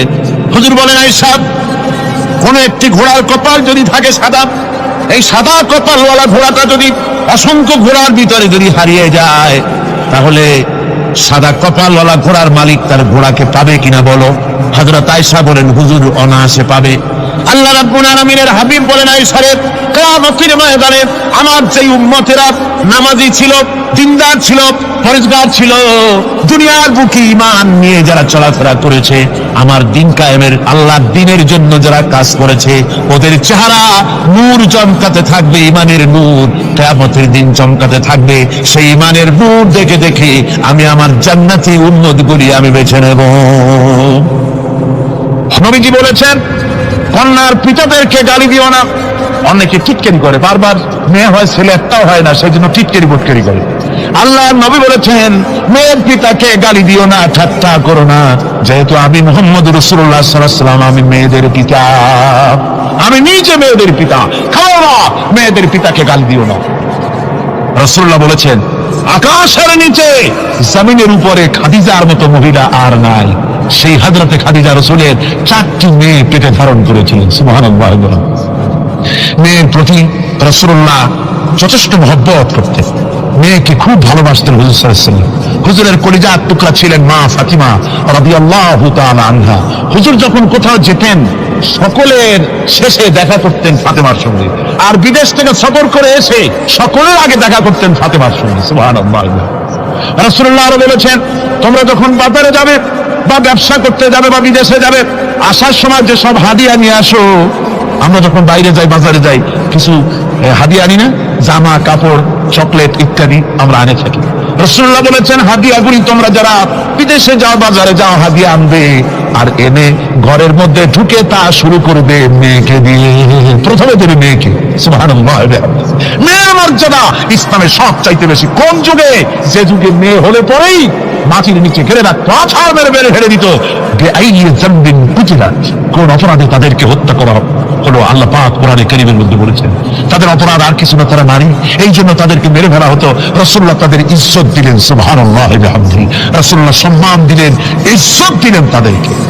কন্যা হিসাবে নারীর এই মর্যাদা। ফাতেমাকে রাসূল এত ভালোবাসতেন, ইন্তেকালের সময় হযরত ফাতেমা কাঁদতে কাঁদতে বেহুশ হয়ে যাওয়ার উপক্রম হয়ে গেছে। রাসূলুল্লাহ হযরত ফাতেমাকে ইশারা দিলেন, হযরত ফাতেমা তার কান নিয়ে রাসূলুল্লাহ মুখের কাছে লাগাই দিলেন। আল্লাহ নবী কি যেন বললেন কানে কানে, হযরত ফাতেমার কান্না বন্ধ হয়ে গেল। হযরত আয়েশা বলেন মা রাসূলুল্লাহ তোমার কানে কানে কি বললো আর তোমার কান্না বন্ধ হয়ে গেল? হযরত ফাতেমা বলেন ইয়া আম্মা জান, আমার আব্বা আমার কানে কানে বললো মা ফাতেমা তুই কাঁদিস না, তোর কান্না আমার বরদাস্ত হয় না, তোমাকে কাঁদতে হবে না, আমি তোমাকে সুসংবাদ দিয়ে যেতেছি, আমি মরে যাওয়ার পর সর্বপ্রথম তোমার সাথে আমার দেখা হবে। রাসূলুল্লাহর এই ভবিষ্যৎবাণী হযরত ফাতেমা বুঝতে পেরেছেন যে হুজুরের ইন্তেকালের পরে আমার বেশি দেরি হবে না, আমিও তাড়াতাড়ি হুজুরের সাথে শামিল হতে পারবো। হুজুরের ইন্তেকালের 6 মাস পরেই হযরত ফাতেমা রাদিয়াল্লাহু তাআলা আনহা ইন্তেকাল করেছেন। কন্যা হিসাবে নারীর মর্যাদা ইসলাম অনেক অনেক গুণে বাড়িয়ে দিয়েছে। এই কন্যা শিশু কৈশোর যৌবন পেরিয়ে যখন যৌবনে তার বিয়ে হয়ে যায়, আল্লাহ রাব্বুল আলামিন তখন বলেন ওয়ামিন আয়াতিহি আন খালাকা লাকুম মিন আনফুসিকুম আজওয়াজান লিতাসকুনু ইলাইহা ওয়া জাআলা বাইনাকুম মাওয়াদ্দাতান ওয়া রাহমা। আল্লাহ পাক বলেন আমার নিদর্শনের ভিতরে একটি নিদর্শন যে আমি তোমাদের থেকে তোমাদের জোড়া তৈরি করেছি, তোমাদের স্ত্রীদেরকে তৈরি করেছি, তোমাদের সাথে তোমাদের স্ত্রীর ভালোবাসা সৃষ্টি করেছি, মহব্বত সৃষ্টি করেছি। এই মহব্বত আমি আল্লাহ তৈরি করেছি। আর যখন বুড়ো হয়ে যায় মানুষ, স্বামী স্ত্রী যখন বুড়ার বুড়ি হয় তখন আর ভালোবাসা থাকে না, তখন ওই ভালোবাসা সহৃদয়তার করুণায় আমি আল্লাহ পরিণত করে দেই। বুড়ার জন্য তখন বুড়ি ছাড়া আর উপায় নাই, বুড়িরও আর বুড়া ছাড়া উপায় নাই। তখন ভালোবাসা কোনো বিশেষ কোনো অক্ষণীয় ভালোবাসা নয়, তখন একের উপরে অন্য একদম নির্ভরশীল হয়ে পড়ে। আল্লাহ পাক বলেন এই অবস্থা আমি আল্লাহ সৃষ্টি করে দেই। সুবহানাল্লাহ ওয়া বিহামদিহি। স্ত্রীকে রাসূলুল্লাহ কত ভালোবাসতেন। আল্লাহ নবী বলেছেন আমার কাছে 3টা জিনিস প্রিয়, একটা হচ্ছে সুগন্ধি, একটা হচ্ছে নামাজ, আর একটা হচ্ছে স্ত্রী। সুবহানাল্লাহ। স্ত্রী আমার কাছে প্রিয়। হুজুর বলেছেন তোমাদের মধ্যে সেই ব্যক্তি উত্তম যে ব্যক্তি তার স্ত্রীর কাছে উত্তম, আমি আমার স্ত্রীদের কাছে উত্তম ব্যক্তি। সুবহানাল্লাহ। রাসূলুল্লাহ স্ত্রীকে কত ভালোবাসতেন। বিশ্বনবী রাজনৈতিক কর্মকাণ্ড চালাচ্ছেন, যুদ্ধের দামামা বাজতেছে, চতুর্দিকে কত অশান্তি, সবকিছু চলছে, স্ত্রীর হক আদায় করতে ভুলে যাননি। রাতের বেলায় হযরত আয়েশার বয়স কম, তাকে নিয়ে রাসূলুল্লাহ একটু সুযোগ পেয়েছেন, বলছেন আয়েশা সব তো ঘুমিয়ে, চলো আমরা একটু দৌড়াই। বলছে দূরে একটা জিনিস দেখা দেয়, দৌড় দাও দেখি কে আগে যায়। দুজনে দৌড় প্রতিযোগিতা করলেন। দৌড় প্রতিযোগিতায় হযরত আয়েশা ফার্স্ট হলেন, হুজুর পিছনে পড়ে গেলেন। হযরত আয়েশা খুব আনন্দ করলেন যে আপনি কিন্তু আমার সাথে দৌড়ে পারলেন। পরবর্তী কিছু কাল যাওয়ার পর হযরত আয়েশা বলেন, হুজুর আজকে আবার বললেন যে চলো আয়েশা একটু দৌড়াই। হযরত আয়েশা বলছেন যে সেদিনের তুলনায় আমার শরীর একটু, আমি মুটিয়ে গেছি, শরীরটি স্থূল হয়েছে। আমি আজকে দৌড়ালাম কিন্তু পারলাম না, রাসূল আগে চলে গেলেন। আমি হাঁপাতে হাঁপাতে যখন হুজুরের কাছে চলে গেছি, হুজুর তখন মুস্কি হেসে আমাকে বললেন, আয়েশা ওই সেই দিনের জবাব আজকে দিয়ে দিলাম। সুবহানাল্লাহ বিহামদিহি, সুবহানাল্লাহ বিহামদিহি। বিশ্ব নবী কত বড় আদর্শ বিশ্ব মানবতার জন্য। তিনি বলেছেন, আরবের ময়দানে রাসূলুল্লাহ বলেছেন, তোমরা যেমন পড়বে তোমার স্ত্রীদেরকে তেমন পড়াবে, তোমরা যেমন খাবে তোমার স্ত্রীদেরকে তেমন খাওয়াবে। স্ট্যান্ডার্ড মেনটেন করবে। তুমি ভালো দামের কাপড় পরবে, স্ত্রীকে খারাপ দিবে তা নয়। অধিকার দুজনেরই সমান, স্বামী এবং স্ত্রী সমান অধিকার। কিন্তু আমরা তা বুঝতে পারি না, বুঝতে চাই না। আমরা অনেকে মনে করেছি বিয়ে যখন করছি তখন আমি তো নওয়াবজাদা রাসূলুল্লাহ খান আর বউ তো কেনা দাসী। না, সে কিন্তু দাসী নয়, তার মর্যাদা আছে, তার সম্মান আছে, তার সম্মান আপনাকে দিতে হবে। রাসূলুল্লাহ দিয়েছেন, আপনাকেও দিতে হবে। রান্না বান্না হতে দেরি হয়, কত গালাগালি শুনতে হয় নারীকে। আল্লাহর নবীর স্ত্রী হযরত আয়েশা বলেছেন, আল্লাহর নবী পাস করে মানুষের সঙ্গে কথা বলে রাষ্ট্রীয় দায়িত্ব পালন করে ঘরের ভিতরে এসে যখন দেখেছেন রান্না হতে দেরি আছে, রাসূলুল্লাহ বিরক্ত হন নাই, ভুরু কুঞ্চিত করেন নাই, চোখ মোটা করেন নাই, আমাকে কোনো কথা শোনার নাই, বরং আমার কাছে বসে রান্নায় আমাকে সহযোগিতা করেছেন। সুবহানাল্লাহ বিহামদিহি। এই হলো আল্লাহর রাসূল, এই হলো বিশ্ব নবী। স্ত্রীর সঙ্গে কি মুহাব্বত! সুবহানাল্লাহ বিহামদিহি। হুজুর মুহাব্বত করতেন স্ত্রীদেরকে। রাসূলুল্লাহর ঘরে দৌলত ছিল না, কিন্তু মুহাব্বত দিয়ে ভরা ছিল ঘরটা। হুজুরের ঘরে ফ্রিজ নাই, এসি নাই, হুজুরের ঘরে কার্পেট নাই, হুজুরের ঘরের মধ্যে জাজির নাই, তোশক নাই, বড় বড় কম্বল নাই, আরামের কোনো জিনিস নাই, মডার্ন নিখুঁত নাই, কিচ্ছু নাই, দৌলত নাই, কিন্তু মুহাব্বত দিয়ে ঘরটা ভরা। হযরত আয়েশা বলেছেন, আমি পানি পান করে গ্লাস রেখে দিতাম, আল্লাহর নবী তখন গ্লাসের সেই জায়গায় ঠোঁট লাগাতেন যেখানে আমি ঠোঁট লাগাইয়া পানি পান করেছি। আমি গোশত চিবোতাম, রাসূলুল্লাহ আমার হাত থেকে গোশত টুকরা দিয়া সেই জায়গায় চিবোতেন যেখানে আমি চিবোয়েছি। সুবহানাল্লাহ। আমার ভাইরা, রাসূল তার স্ত্রীদেরকে মহব্বত করতেন, স্ত্রীরা রাসূলকে মহব্বত করতেন দারুণ ভাবে। একবার হযরত আয়েশা সিদ্দিকা রাদিয়াল্লাহু তাআলা আনহা হুজুরকে গোসল করাতে ছিলেন, মাথার উপরে পানি ঢালতেছেন, হুজুর একটা চকির উপরে বা একটা তক্তার উপরে বসে আছেন। গোসলের পানির ভিতরে রাসূলুল্লাহ দেখতে পেলেন রক্তের মতো কি যেন প্রবাহিত হয়ে যাচ্ছে। হুজুর জিজ্ঞেস করেন, আয়েশা রে, পানির ভিতরে রক্তের মতো কি দেখা যায়? হযরত আয়েশা বলেন, হুজুর আপনি যখন বসেছিলেন অসতর্ক মুহূর্তে তক্তার নিচে আমার একটা আঙ্গুল পড়েছিল, পায়ের আঙ্গুলটা ফেটে বোধহয় রক্ত বেরোতেছে। রাসূলুল্লাহ তাড়াতাড়ি করে উঠলেন আর ওই আঙ্গুলকে ব্যান্ডেজ করে দিলেন। রাসূলুল্লাহ বললেন, আয়েশা রে, আঙ্গুল ফেটে গেছে, একটু আহার পর্যন্ত করলে না, এতক্ষণ তুমি কষ্ট করলে কেন? হযরত আয়েশা বলেন, ইয়া রাসূলুল্লাহ, ওটা তো একটা পায়ের আঙ্গুল। আয়েশার কলিজাটা ফেটে যদি রক্ত বেরোতো, রাসূলুল্লাহকে উঠতে বলতে আমি পারতাম না। কি মহব্বত রাসূলের সাথে! হযরত আয়েশা বলেন, রাসূল সাল্লাল্লাহু আলাইহি ওয়াসাল্লাম স্ত্রীদেরকে এত ভালোবাসতেন, আমাদের ঘরে গোশত টোস্ত তেমন রান্না বান্না খুব কম হতো। গোশত রান্না হবে কি, মাসের পর মাস চলে গেছে রাসূলের বাড়িতে, হুজুর স্ত্রীরা বলেছেন আমাদের ঘরে চুলে আগুন জ্বলে নাই, একটু শুকনা রুটি, একটু শুকনা খেজুর আর একটু পানি খেয়ে আমাদের জীবন চলেছে, এরকমের অবস্থা হয়েছে। তারপরে এই অবস্থা চলেছে, এর মধ্যে যদি কখন একটু গোশত আসছে, হুজুর যখন ছাগল ইত্যাদি ছাগল দুম্বা জবাও করেছেন, এই দুম্বার গোশত নিয়ে, ছাগলের গোশত নিয়ে রাসূলুল্লাহ নিজে বেরোতেন। হযরত খাদিজার বান্ধবী কোথায় আছে খুঁজে ওই বান্ধবীর কাছে গোশত পৌঁছে দিয়ে আসতে। হযরত আয়েশা বলেন, একদিন আমার ঘুম ভেঙে গেল, দেখি হুজুর আমার কাছে নেই, গেলেন কোথায়? খুঁজতে খুঁজতে যায় দেখি মসজিদে নববীর ভিতরে হুজুর হাত তুলে বসে আছেন, মোনাজাত করতেছেন। আমি পেছনে গিয়ে হাত তুললাম, আমি শুনতে পাচ্ছি নবীজি দোয়া করছেন, রব্বুল আলামিন কিয়ামতের ময়দানে যেদিন সন্তান তার পিতাকে ভুলে যাবে, মা তার সন্তানকে হারায় ফেলবে, ওই কঠিন হাসরের ময়দানে আমি যেন আমার খাদিজাকে হারাইয়া না যাই। মুনাজাতের শেষে হযরত আয়েশা বলেন, ইয়া রাসূলুল্লাহ, খাদিজার কথা আপনার এত কেন বারবার মনে পড়ে? একটা বুড়িরে বিয়ে করেছিলেন 25 বছর বয়সের সময়, 40 বছর বুড়ি, তার কথা কেন এত মহব্বত আপনার মনে পড়ে? তার থেকে যুবতী মেয়ে, সুন্দরী মেয়েকে আপনার স্ত্রী হিসেবে আপনি পান নাই? হুজুর বলেন, আয়েশা খাদিজার সম্পর্কে এমন কথা তুমি আর বলো না, তোমরা সবাই আমার সুখের দিনের স্ত্রী, আর খাদিজা আমার এমন সময়ের স্ত্রী ছিল যখন মক্কায় আমার আশ্রয় ছিল না, তামাম মক্কা নগরীতে আমার আশ্রয় ছিল না। খাদিজার সঞ্চিত সমস্ত ধনরাশি ইসলাম কবুল করার পর দুহাতে খাদিজা বিতরণ করে দিয়েছে। হযরত আয়েশা বলেন, হুজুর আমার গোস্তাকি মাফ করে দেন, আমি আর এরকম বলবো না, তবে খাদিজা সম্পর্কে আমার কিছু একটু শোনান।